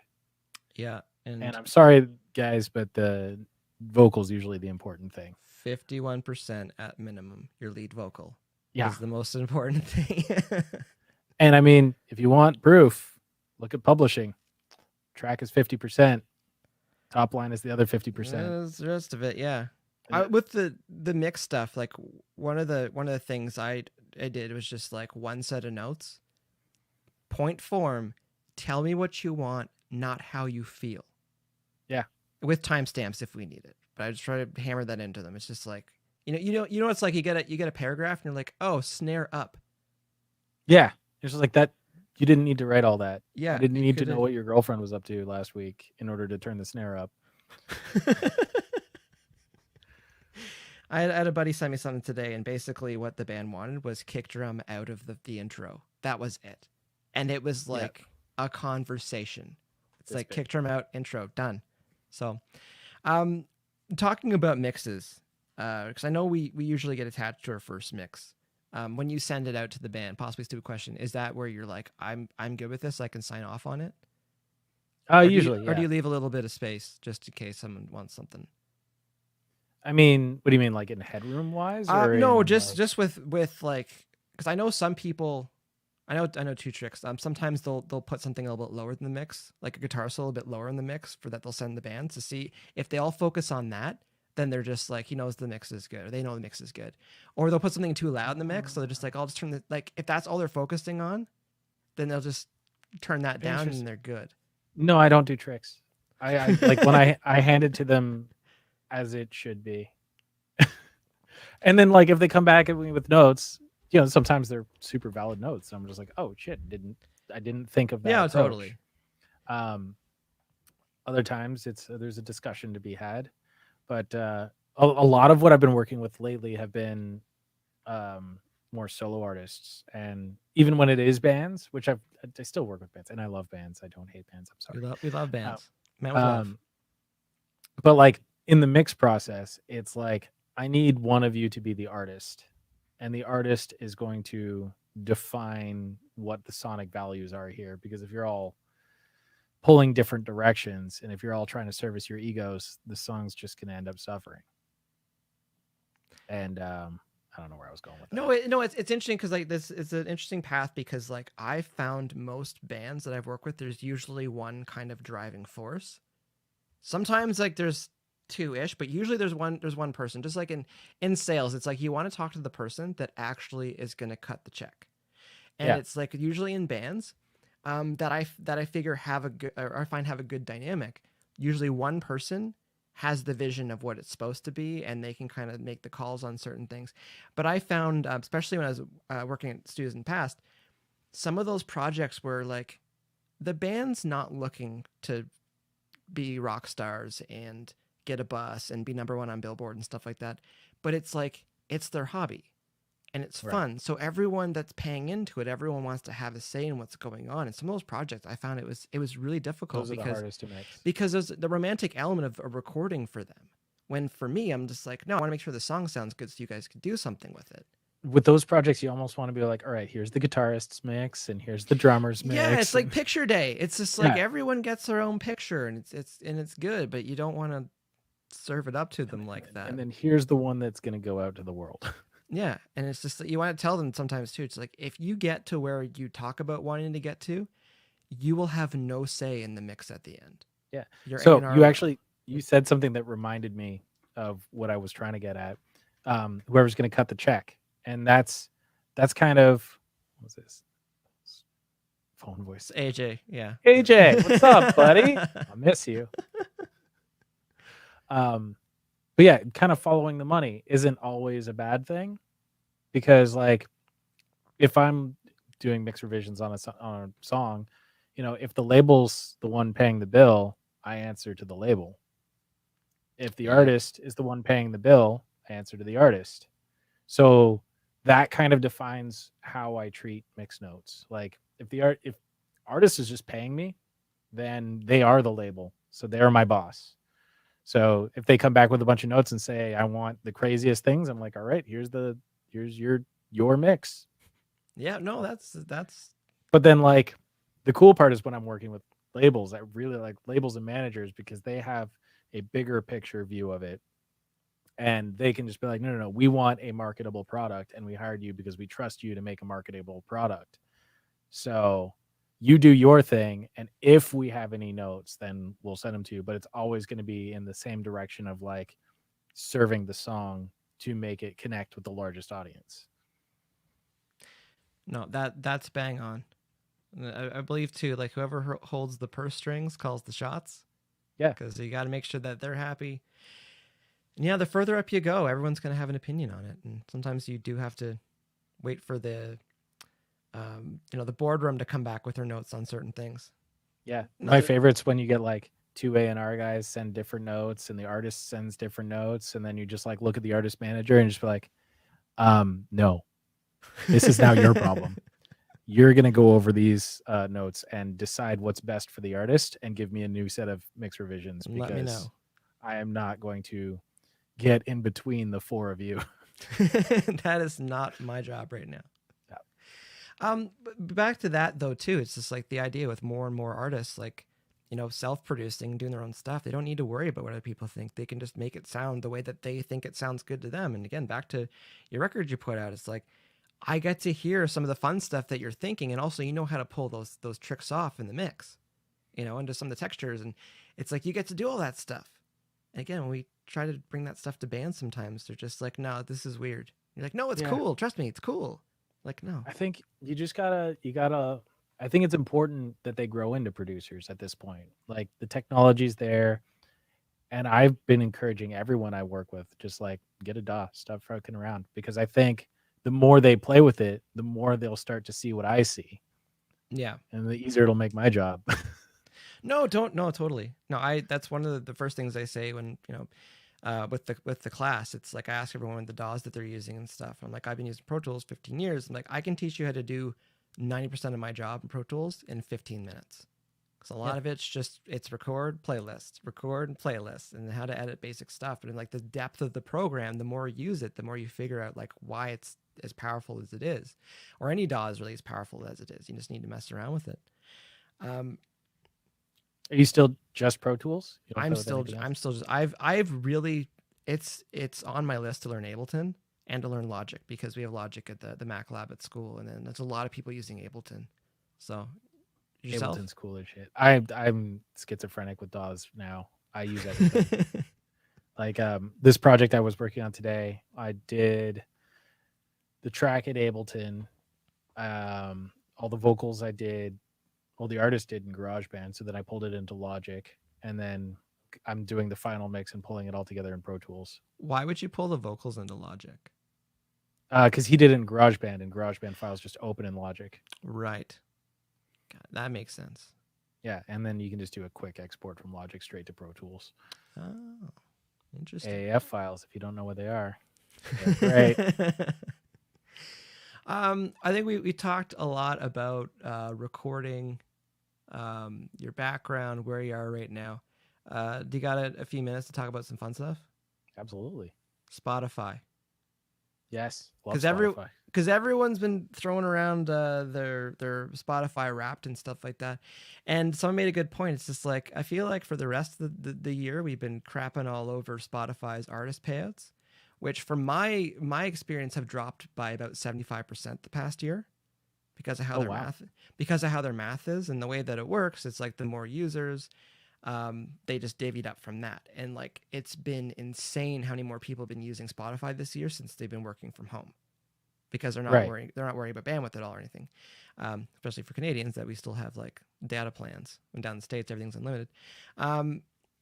So they've dropped by about 75%. I saw Linkin Park today, their Spotify Wrapped 1.5 billion plays. The math that I had from last year, it was about 2.2 million was 10,000 US. Yeah. So I did the math on that. 1.5 billion worked out to about, I think it was, it's on my laptop, I think it was $6.8 million Right. they would have made. But that was with the old math. So you divide that by 4, and that's what the Really? new math would be for 1.5 billion plays. I didn't know it cut. Yeah, well, it used to be 0068, 6? and then it dropped down to 0034, and then it dropped down to 0017. I didn't know it was down to 0017. That's what I really low. Yeah, because like the streams, like the Dead Set streams still stayed about the same, and then the payouts got less and less, and I was like, okay, yeah, because sometimes it varies quite a bit, but yeah, we've been sitting between that 0017, 0034 quite a bit. So your thoughts on Spotify payouts, and pros and cons of Spotify and platforms like that? I mean, I am pro Spotify. I love it. Why are you pro Spotify? First of all, the obvious one is it essentially killed pirating, whereas that was the standard for almost 15 years there, and it managed to decimate pirating to the point where I don't even think you can find anything on a decent pirate site anymore. So like the fact that that's gone is a huge positive. Um, the other side of it is I think people compare, and it's tough because it's a whole paradigm shift. But I think people usually compare Spotify to CD sales, and I think that's absolutely wrong. You have to compare it to radio because you're not purchasing the product, you're not owning the product, you are licensing it for the length of the song. So Spotify is merely giving you access to listen to it once, and that's what's getting you your play. Then when you compare it to radio, like you've gotten radio plays. How much does one radio pay out? I don't know how much we get per play, but I know when things were going really well, I thought CD Baby was broken for how much for how much it collected, and Right. and yeah, your SoCan, NASCAP, and BMI stuff, like it looks pretty good if you've got something doing well. Yeah. So I had this weird anomaly earlier this year where I just had one single radio play, and I thought it was the funniest thing ever. And it was on CBC, and I got about $30 for it. And and like at first you're like, oh my God, that's like, that makes Spotify look stupid. But this is where I think it kind of turns around. If you look at the CBC audience, it's average about 300,000 people. So it's like 300,000 spins. So one radio play is 300,000 spins. And then when you do the math on that, you're like, okay, well, that's pretty on par with what you get for, 2 sets of ears listening on Spotify. So I think the reality is your band's just not as famous as you think it is. Because if you had a real audience that was like really listening on the same level that like radio was listening, you'd be looking at like hundreds of millions or billions of plays. That's not unheard of. Yeah.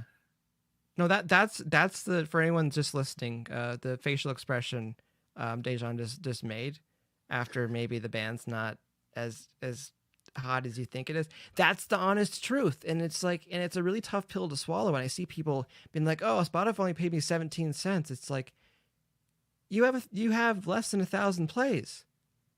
You have 7 monthly listeners. Like, how much do you think how much if you think you should be getting $1 per spin or 10 cents a spin or something like that, do the math on it. And yeah, Daniel X, he's making good money running Spotify, but like, that's the platform. If you hate how it's running, pull your music off of it. You can choose to do that, or try to make your band or your artist or your songs, like get them out there more.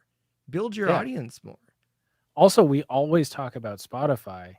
We ignore all the other streaming platforms like Amazon Prime and the dozen other ones that are out there. I think it's probably because the listenership on Spotify is the largest. But like Spotify's, other than Apple's doing stuff, but Spotify's actually in the community helping. I know like Spotify Canada specifically, they listen to every single song that's posted. They curate their playlists hoping to find the next new artist. Like they actively have a team of people that listen to every submission, and they have people into the Spotify artists. They do cross promotion. They invest in the Canadian music industry. So like they are like, it's not perfect. We need to make it better. The payouts could be better. I don't know what the whole pool looks like, and I don't know why payouts are dropping so much right now. But I know that more people are listening. Right, more people. And the way the math comes down, that's all it is. It's just they have way more listeners that are unpaid, and like they got to do the math on that. Right. And then you also have like, even if you have someone paying their $10 a month, they're probably listening 10 times as much, and they didn't get any more money. Yeah. No, and I think the thing too is like some like AAA artists, like they've got a different deal. Like Drake's got a different deal with Spotify. Every major label artist has personally negotiated deals. We don't get that. It's when you talk about like the infrastructure, it's like the playlists on Spotify, because you had, was it Down? Yeah. And it's like you probably saw the bulk of your spins coming from that. Yeah, I got tons of traffic directed from that. Like, yes. I would not have gotten the attention I got had Spotify not, listened through every submission, found my song, added it to the Ready to Rock playlist, and then like they did all the work for me. Yeah. No, it's just like that. That's how artists like. That's how they get discovered these days. Like word of Yeah. mouth is one thing, but the amount of passive listeners on playlists, they just throw the playlists on because it's good and it works. You got 30 or 40,000 people that are following it, and it's like artists and bands, they don't think about that. They just crap all over Spotify. It's just like, but the reach is there, and especially if you're selling merch or anything, if you can bring one of those fans in and they buy a $50 hoodie from you, how many spins is that worth? Lots. They buy a ticket to your show. What's that worth? Or they like there's so many ways that you can find those core fans through those platforms. And it's like everyone's on Facebook. We could argue everyone's on Facebook. So if you want to have a presence, be there. It's like a lot of people are on Spotify. Yeah. And Facebook is actively blocking your content. So Spotify's at least trying to elevate it. Yeah. So I would place a bet too with Spotify when they bought out Joe Rogan from YouTube for what was it, $100 million. Yeah. And everyone's freaking out like, well, why are you not paying bands better and musicians better? The concept of digital real estate, and it's like YouTube lost one of their cash cows for the amount of advertising around Joe Rogan. Yep. And it's like here's the reality is, again, we're not dealing in it's not CD sales. We are not selling product. It's the advertising industry, just like radio was the advertising industry. So you're selling airtime. So if you're looking at, your song is 3 minutes, that's 3 minutes of someone's attention that Spotify gets, that then they can sell them their membership or an ad. And they can only sell one ad every like half hour or something. if you're free, I think it's something like that. Joe Rogan's podcasts are like 2-3 hours. They can definitely get up there. Yeah. So the amount of time he's engaging the listener is way more than your band is. And I'm sorry that you spent like tons of time working on it, but the reality is listener engagement. He has more listener engagement. If you want more money and people to care, engage your listeners more. No, I love that argument some people have, like, oh, no one listening to albums anymore. They don't have time to sit and listen to a whole album. And I'm like, but we have time to binge watch Sons of Anarchy for an entire weekend. And then as you're saying with Joe Rogan, it's like people will sit and listen to him talk to, Neil deGrasse Tyson for 3 hours straight. So don't tell me that people don't have time to listen to a full record. It's like maybe the full record have crazy attention spans right now. Like maybe I think one of the best things that was ever said to me. Yes, Dave. Do it. Is your song longer than 10 minutes? Yes, it's 180 minutes. One of the best things that was ever said to me early in my career was Harry Hess. We both know him, great guy. And he didn't say it to me. He was actually saying it to someone else in the room, but I was just like, I took it to heart. He was just like, music industry isn't dying. Music industry is like super successful. It's like doing better than it ever has. It's just maybe what you're doing isn't popular right now. And like, you have to remember, just because you love something specifically doesn't mean that the general population is going to engage with it. And if you want to make money and if you want it to be a business, you have to engage a large audience. I think that's, and I'm sure you probably agree, that's one of the biggest downfalls of a lot of artists and bands is they ignore the business aspect of it. Yeah. The product aspect of it. And I think it's hard for a lot of bands and musicians or and artists to I look at myself, I've been self-employed forever. I look at myself as a boss and an employee. Mm-hmm. And it's just like, if I'm really unhappy with my job, it's because my boss is being crappy, or if my employee's being crappy, it's because my boss is being strict enough about things. And I feel with a lot of bands and artists, it's like, they need to look at themselves as product. Look at themselves in the mirror, look at their clothes, look at their appearance, like judge their songs as if they're looking at them as a product. And it's like, I don't think a lot of them can do that. Yeah. Because I think a lot of them have this idea that they want to recreate something they loved rather than looking at a group of people and saying, I want to create something that you will love. And it's a very different intent. You know, one you're looking inward, the other one you're very much looking outward. Yeah, we're cooking for other people often. Yes. Yeah, I like saying this too because it's Nickelback, but one of the quotes I heard, Chad Kroeger said, "We write songs for him, we write songs for her, and we write songs for us." And it's like that's what kind of gets them through. And it's like you're not trying to please everybody all the time, but they're aware of that. They're aware of what the market is and what the end goal is. Because some songs are probably just really fun to play, but they might not be fan favorites. But it's like, you know, it helps to have some of that stuff in the set sometimes. But one of the other things too, I'm curious to get your take on it. But when you cross an artist and they say, you know, I just write music for myself. Whenever you try to criticize it or give constructive criticism, it's difficult because then like the whole objective changes, because, you know, engaging in a community and engaging in a single person is just like, all right, let's go stand in front of the mirror and what do you like about yourself? All right, let's focus on that. No, I think it's tough because like if you can strike gold and find that audience by just doing what you want to do is one thing, but like, I mean, that's not to say that you have to just bow to an audience. You still have to like have something to say, and you still have to be an artist and have, you know, a whole purpose to it. You can't just be like, oh, what are people into this week? Like that won't work at all. You have to kind of see something that you resonate with, that like, oh, this is bigger than me. And then just say, I can be the voice of that. But like, still has to be you. You just have to connect with it. I'm using super vague hippie terms now. No, I get it. I get where you're going with it. It's just that's always one of those, because I always find it's kind of like a cop out when someone uses that as their defense. Well, I just make it for me. And you're just like, no, you don't. You're cooking for others. Yeah. Watch. I mean, so the exact opposite of that is like all the plethora of garbage COVID songs that I've heard this summer, where I was just like, I wrote a COVID song. I'm just like, why? Don't even get.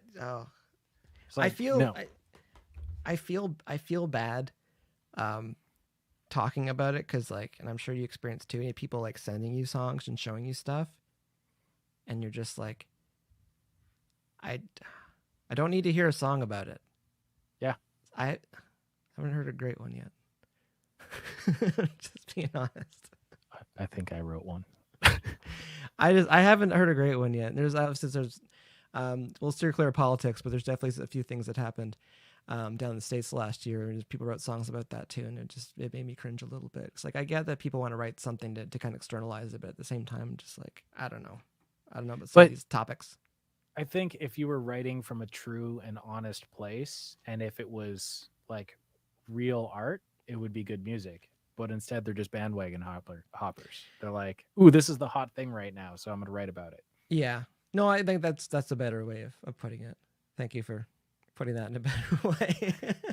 Like, if there's a band out there that has been obsessed with the idea of a global pandemic, and that this came up, and they're like, so if you're Rise Against, basically. Yeah. You've been waiting for this. This is our time. This is your time. The whole record. Like, most of them end up just kind of sounding like the Arrogant Worms or some other like cheesy Canadian folk comedy duo, and you're just like, don't. You're not the Bare Naked Ladies. Only they can get away with it. Yeah, they can get away with it, and make a children's album. And they didn't even try. They were like, we know this is a bad idea. Okay, we got over some of the Spotify. You think Spotify is good. I think Spotify is good. I don't look at it. And again, I always joke, we can obviously die from exposure, but I think the reach that we can get and the fan bases that we can build, it's like that's the bigger picture, greater good. One of the things I wanted to mention too, like my thoughts on Spotify. We talked about ad space and just the digital value, like digital real estate value. and seeing how they brought Joe Rogan in and knowing that YouTube makes all their money off ad revenue around those artists, we haven't seen the big ad money come into Spotify yet. We haven't been No. served McDonald's ad or Budweiser ad or Coca-Cola ad or anything like that where like big money is going to come and push everybody out. Yeah. And it's like, I think once that happens, and I would go on the record to say, if you're a band or an artist and you see McDonald's put an ad in front of your music, you're doing good. Because like that's going to be good money that they're going to be sharing with you because the listeners that they want, the audience that they want is right there. So I see the payouts getting better in the near future, but we're just waiting for those advertisers to come in, and people like Joe Rogan, where again, $100 million, they're going to make money off of that. Yeah. It's not out of the goodness of their heart. They're like, let's give Joe $100 million. They want him because of the value around him. So if you're a band or an artist, it's like the equivalent of getting Larry King. Like it's the new. He was just a staple for years, and now we've got this. I wish we had someone a little bit better, to be honest. But we've he's got the audience. He's got the audience. He does. So yeah, it's just that's my issue. And people, they grumble about the payouts. It's just like, you said it too. It's just like, make better product, raise the value of the digital real estate around it, and you probably will worry less about the royalty payouts. Yeah, probably build your audience too. The royalty payouts, I don't see them as like they could be better, absolutely, but I don't see them as necessarily unfair. I think people have this distorted idea that like 1 million plays means you're famous. It doesn't. 1 million plays is a good start. Yeah. Go ahead. Oh, it's something like you were saying. It's something to build on, but it's like it's just a starting point. Like get 100 million plays a year, and now you're talking about a real business that can operate and grow and do stuff. Yeah, like even a proper salary for an artist, you got to get like 30, 40 million, maybe like 20 million if you're a solo artist. Yeah, I'd say, yeah, because 22 million would be, well, old math, 22 million would be 100,000 US. Yeah, and then that's like based on my quick math, which is all bullshit. To Canadian, it's like $400,000. But like, so with my bullshit math based off of my one CBC radio spin, you're looking at like, that's what, 300,000 for, so like 3 radio spins is $1 million. So you're looking at 3 times. So you're like, I don't know what, 300 radio plays, which that's a good marketing campaign to get that happening. Yeah. You're gonna spend a little bit on that. Yeah. Which nobody's talking about that. It's just like, how much money do you got to spend to go to radio to get that money in the first place? Whereas Spotify, you're just there instantly. Yeah, that's a whole other chat. Sometimes like how a radio, not say like the nitty gritty of how radio works, but just like knowing that radio costs money to get campaigns going. Cause it is hard. Cause like the fans calling in and requesting and stuff, it doesn't hurt, but to know the politics behind it of like how, like, even with Scott Oz, that was on a few days ago. One of the personalities at JJO in Madison, Wisconsin, he's like some of the stations down the States, like they just get their playlists and like that's that. Yeah. And it's like, and if you get on like one of them, you get on like 50 of them. Yeah. Sort of thing. If you get put on the playlist, because it goes out to all of them, and it's like music fans, they don't understand that, but things like Spotify, you can have more of a say of what you're actually listening to. And you have a chance to engage listeners on your own. You're not just stuck at the whims of the industry. Yeah. And I mean, there was a time like what 80s and 90s where like every active rock station in the US just copied K-Rock in LA. So like the only way to get on radio in the US was to get on K-Rock, and then every other playlist was just a copy of that. So like talk about being inaccessible. Yeah, no, that's the thing. There's some of these tools are just, it makes it easier than ever, sort of thing. Yeah. Whereas now you put together a good marketing pitch to Spotify, and when you're submitting it, you build your artist profile, you do your quick marketing pitch, you get playlists. they might grab it. Yeah. And that's definitely going to help. Going from Spotify, we're almost at 2 hours. I said I'd stop at 2 hours, but I'm enjoying this quite a bit. The other thing I wanted to talk about, because it was kind of a hot topic, and another reason I know I usually do this on Mondays, but I wanted to talk to you sooner than later. Factor, because there was the Grimes article where, like, she got $90,000, and then they showed this picture of her with Elon Musk, and you're just like, why does this artist need $90,000? Your thoughts on that? First of all, I think that is a microcosm of the entire problem with everything going on Earth right now. These clickbait news articles that are very, very loosely based in fact. And like whoever wrote that article should be shot, because it's just a trash article that was made to rile people up and get people to share it. It's clickbait. It was fully clickbait. And for those of you who don't know, the truth is she did not get $90,000. She signed to a label, and the label applied for funding, and they got $90,000. And you might think, oh, why is the label getting funding? Well, because Factor's whole purpose isn't to necessarily fund bands. It's to make Canadian content functional on an international level. It's to keep us relevant. And what does that mean? So Grimes is now this international huge artist that is growing super fast. What's to stop Universal USA or Warner USA from just buying her up? Nothing. They have so much money. So the only way the Canadian music industry can compete in any way and on any level is to subsidize. We have 10% of their population.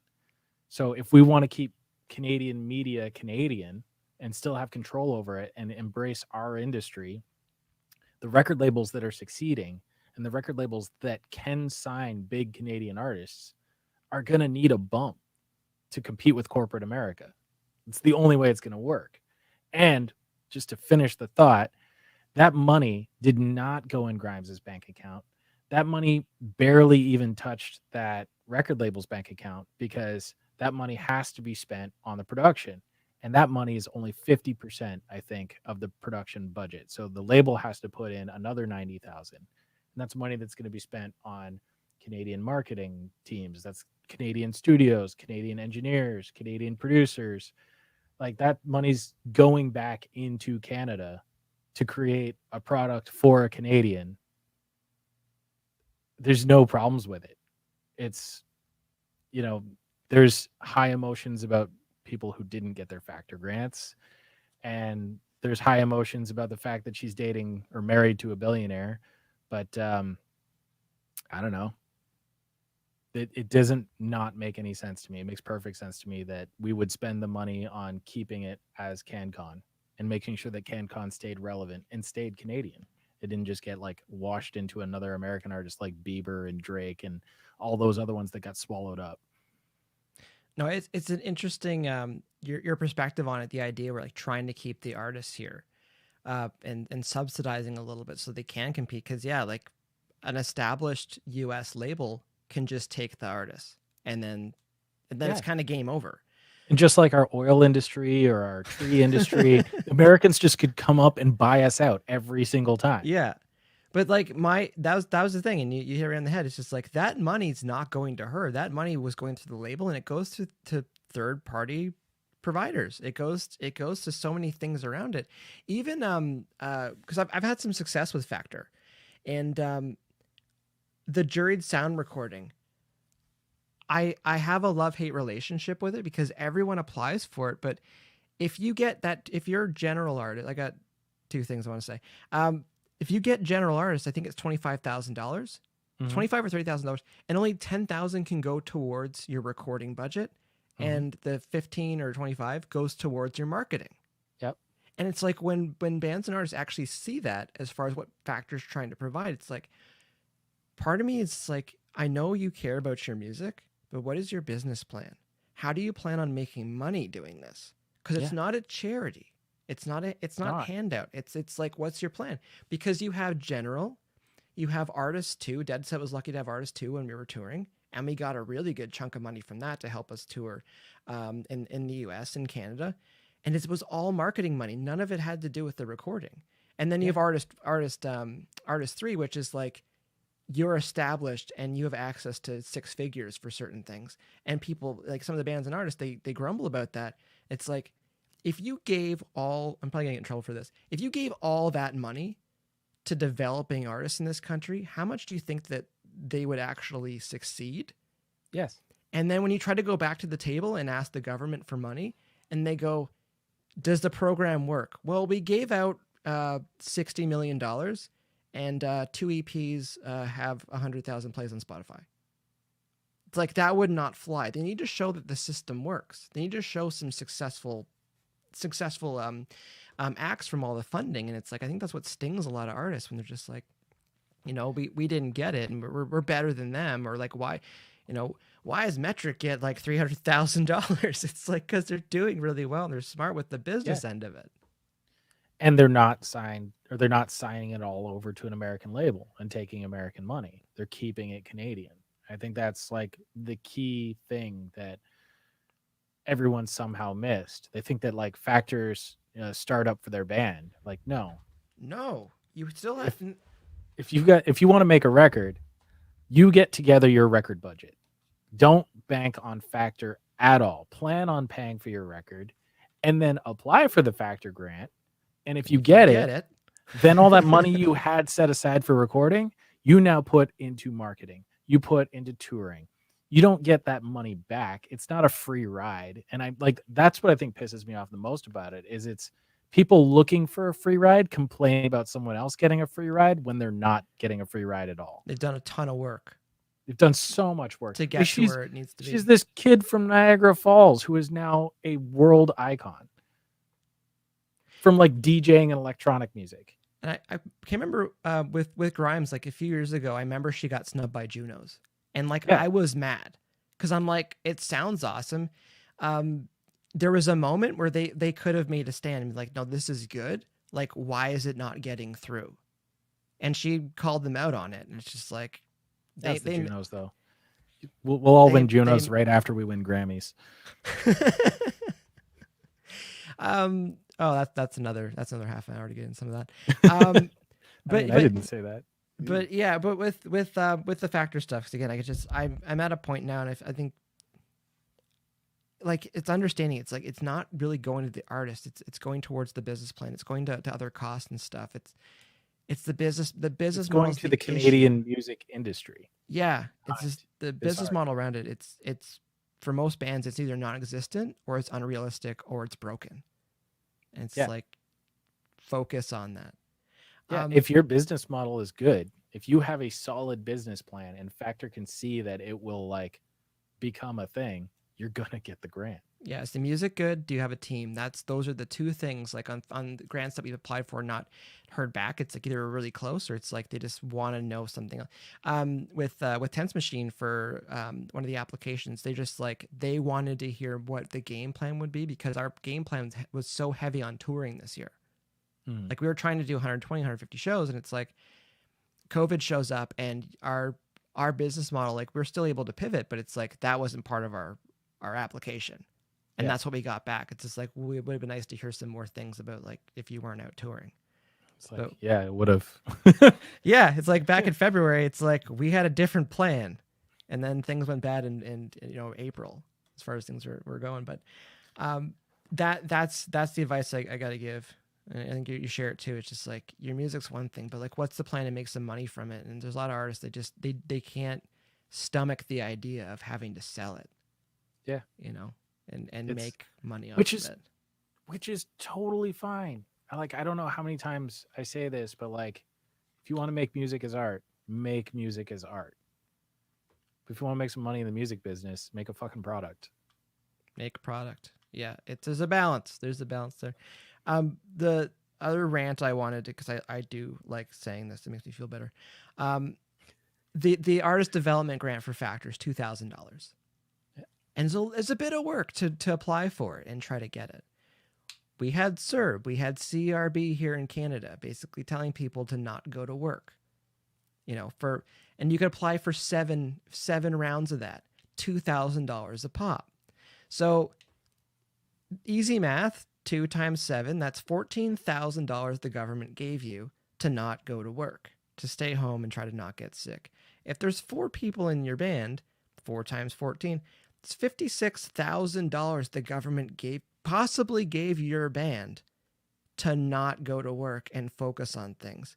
The amount of work you have to do to get $56,000 from Factor, and I'm seeing artists and bands for the most part, like, they didn't do anything with it. Yeah. You can't complain next year about Factor. Your band got $56,000. and then the grumble is like, oh, Toronto's expensive, Montreal's expensive, Vancouver's expensive. Cost of business. Why are you living there if it's too expensive? You know what else is expensive? Launching an entire production career in Toronto, buying all this equipment. Totally. Off of bands. Like, you're complaining to the wrong people, bands. Yeah, I shook my head, and again, I'd say it a bunch of times. It's just like, what did you do what have you been doing since April? I've been just writing. Not good enough. You had more. You had everyone in your band could probably be full time. Oh, rent's expensive and food's expensive here. I'm sorry for writing. Divvy up the tasks. Like, who was working on the marketing plan? Dude. Who was working on promotion? Who was working on connections? Like, yeah, they're just like, well, the songwriter was writing. You need someone in your band that can just work on it full time. And case in point, things started getting really busy with me, and I was like, hey, Dajaun, I'm having trouble finishing this project right now, and I asked you if you could take the reins on it. And like, that was such weight off trying to juggle all this stuff, because I was just working on my band full time at that point. And like, that's what it was. And it's just like, at least someone in the band needs to be working on it full time. Yeah. So it drives me nuts. Full-time job. It is. And just to get it going, it drives me nuts when this year hasn't been good in a lot of ways, but it was a golden opportunity for some artists in Canada. Yeah. If you're living on the outskirts of Oshawa and you're getting $2,000 a month, or again, if your band, rented a house and your rent was $2,000 a month and you still had $6,000 to play with, no excuses anymore. There really aren't. Yeah. Like, I don't know. I don't want to be too mean about it, because I know people had a really rough time this year in some ways, but I'm just like, I don't think there'll be another time where the government will be like, here's $56,000 for your band and to stay home. In our lifetimes. Hopefully not. Because again, I would rather be out touring and be able to. I'm sure you'd rather be out traveling and working in other cities and stuff like that, because it is more lucrative to go and do that. But anyways, I wanted to bring the Factor thing up too, because I saw some of your comments on posts, and we did share a lot, common thoughts with some of that stuff. But I kind of used it as a line in the sand for some artists right now. Yeah. And as I've been transitioning into, like, I've been leaning more pop lately. So a lot of solo artists, and it's wild to me. I mean, I guess it shouldn't be a surprise, but a solo pop artist is willing to invest more in their career than 5 guys in a band. And you got to wonder about that. Like, so when it's a solo pop artist, my rates don't change. I'm not charging them any less. So they're paying 5 times as much as you guys. And they believe in themselves fully, because it's them and it's their lives and they want to make it great. So, like, why as 5 guys can you not believe in each other as much as you believe in yourselves? Like, just double down, make it happen. And like, that's the thing. Maybe they don't. And that's what they need to realize, is like, Factor isn't going to give you the money. So like, come up with the money, and then maybe Factor will give you the money. Yeah. Well, but if you're not willing to drop like 30-40 grand on a record, then you don't really believe in your record. Well, yeah, it's cost of business and investing, but I think part of that too, it's like when you talk about the solo artist, it's like they only need to convince one person that it's a good idea.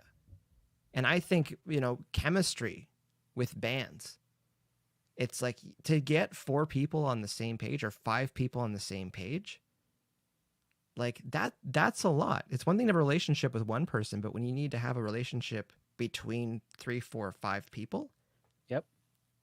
and know that they probably all have different, they're coming from different walks and stuff like that. Because that's one of the conversations I've had with some bands. I'm like, don't think you need to split everything even if you're all in this together. If one person's, financially stable and somebody else is, making a loaf of bread last 2 weeks, don't think you should be working with the least amount of money that's comfortable between everybody. Like, Right. make it happen. Don't go off the minimum. Yeah, it's not a good way to work it. It's not a good. Well, again, it goes back to running it as a business. Like, if you're going in with 4 partners on a business, and you want to open a coffee shop, and one of them can only afford to pitch in $20, you're not going to have a coffee shop. You want to know obviously what everyone brings to the table and stuff, but I just think, again, if you're all in it together, like, be realistic about it. Have a band agreement, have transparent bookkeeping, know who's putting what in and how things are going to be divided coming out, sort of thing. But yeah, no, the other thing too, actually, it's a good thing you brought it up with the solo artist versus the band. It's just like, I feel like bands have such an advantage too, because if you get a band of 4 people that are all super motivated, you can divvy up so many tasks and get so much more work done because you have leverage, right? over You should solo have, artists. You should have like 5 times the workflow or workforce, 5 times the financial investment, but instead it seems like it's the opposite. Because usually one person's doing the bulk of the work, and Yeah. but then The again, other I look at. people Go ahead. kind of either along for the ride or they're kind of like pulling it down a little bit. Yeah, I've definitely seen scenarios where like there's been bands where like the bass player will only come out if the lead singer is buying them a case of beer to show up to band practice. I'm like, that's no good. That's not a career-minded musician. Yeah, sort of thing. But again, with the solo artist, and because you think about it, like, how many bands are big versus how many solo artists are big, and especially we talk right now. And yeah, and we talk about leverage. And again, when you've got 5 people in a band, you should have way more leverage and way more workable hours per day than a solo artist. So why are these solo artists getting huge? Because they have a network and a team around them. And so that solo artist, when they start to build, they may get a manager, they may get a publicist, they may get some more people at their label, they may get someone working with the social media and some of their visuals and like the branding and stuff. And before you know it, that solo artist may have a team of 5 or 10 people or more. And then you start thinking about the leverage that they have and why they crushed the band. They believed in themselves. Other people did too. Yeah. Something to think about with some bands. It's just like, there's a lot of work. There's too much work for, not say too much work for one person, but it's just like you do need to have some type of leverage. If other people help them with stuff. Totally. And I like what you were saying about the unified sort of vision and how tough it is with the band. Because I mean, now more than ever, we're in the era where everyone has their personalized devices with their customized news feeds, and everyone's entertainment is specifically customized for them. So you have 5 people walk in the room. What's the chances you get them all laser focused on the same thing? It's not like they all were watching the same 4 TV channels this week back in the day. So, I mean, and maybe it does make more sense that solo artists are more in tune with and just able to pivot to whatever's they're feeling that week, and that connects with people. Yeah, it's there's pros and cons of both, but like, it doesn't surprise me while solo artists can really accomplish what they can once they start putting that team together around them. Yep. I kind of loved being in a band though. Super fun. It is. Well, again, it's just like being part of a team is just fun in general. And that's one of those things, because like, I've been working by myself for such a long time, but like, my team's online, people that I bounce ideas off of. Like, we don't pass each other in the hallways, but it's like Facebook Messenger has become our hallway. Yeah. And you can just throw something into the hallway for a second and hear back from people. But yeah, I think this kind of brings things back to the earlier discussion, the idea of like, you can't do this if you're an island, sort of thing. You can't You at all you on can't. any level. I don't think anyone at any level can do it by themselves. It it's it's a team game. Yeah, the tools are there. The tools are there. All right, I've had you over 2 hours. I know I was like, half an hour, 45 minutes. We'll just chat about stuff. And you're like, okay, cool. I can make some time. I can time for this. Again, I really appreciate your time this evening. Anything you want to shout out? Any projects you want to shout out? Check out.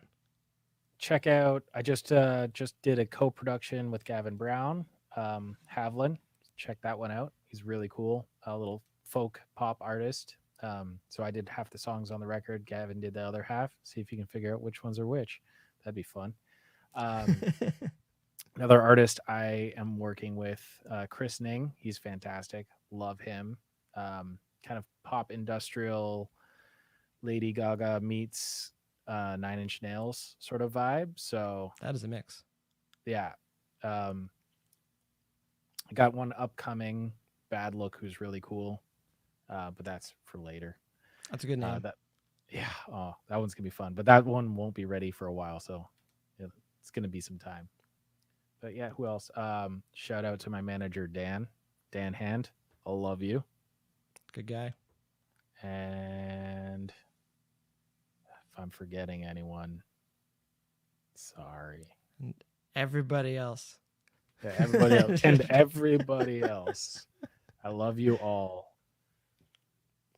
Also, I'll put all the details and links below in the YouTube video after. So if you want to get a hold of Dajaun, you can. And also your website, where can they get a hold of you again? Dajaun.com. And if they need to email you? Dan at InsidePocketMusic.com. Good answer. Dajaun, thank you so much. I'm gonna wrap this up. Just hang tight for a few minutes. Not a few minutes, but just for a few seconds. Hang on. I'll come say it again. All right. Thanks again, Dajaun. I'll see you in a second.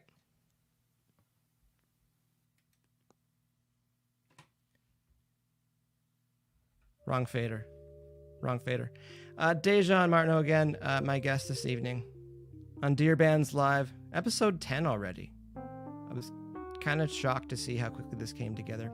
I think it did a good job of the intro because I'd read what was on his super awesome website. I'm kind of jealous of his website. It looks very, very slick. It's very professional looking. Again, Dajaun I want to say this correctly. Songwriter, engineer, producer. I think that's the way it's labeled on his website. Here in Toronto, but does travel to work as well. His productions, top-notch, world-class. Him as a human being, AAA, top-notch, world-class. I've had a great time working with them at Phase One, a couple sessions. I try to run my life glass half empty, and just watching him work and how he interacts with people, how he treats people, how he treats artists, how he looks at the industry. He's definitely got his opinions on things, but at the same time, I think he also travels half glass empty, always looking to learn. And I think his heart is in the right spot in the music industry. I think he is a music fan, as is myself. So it's fun chatting with him. And I think we still have a wing date that's long overdue. I can see him laughing off to the side a little bit about that. Again, thanks to everybody for stopping by tonight. I know there's usually some questions and stuff in the chat on Facebook. I'll get back to that after. Again, if you're watching on YouTube, remember to like, subscribe, and comment. If you're watching on Facebook, just remember to share because you're probably already subscribed to the page. So again, Mike Langford, heylangford.com, and DearBands. That's it for tonight. Thanks for watching.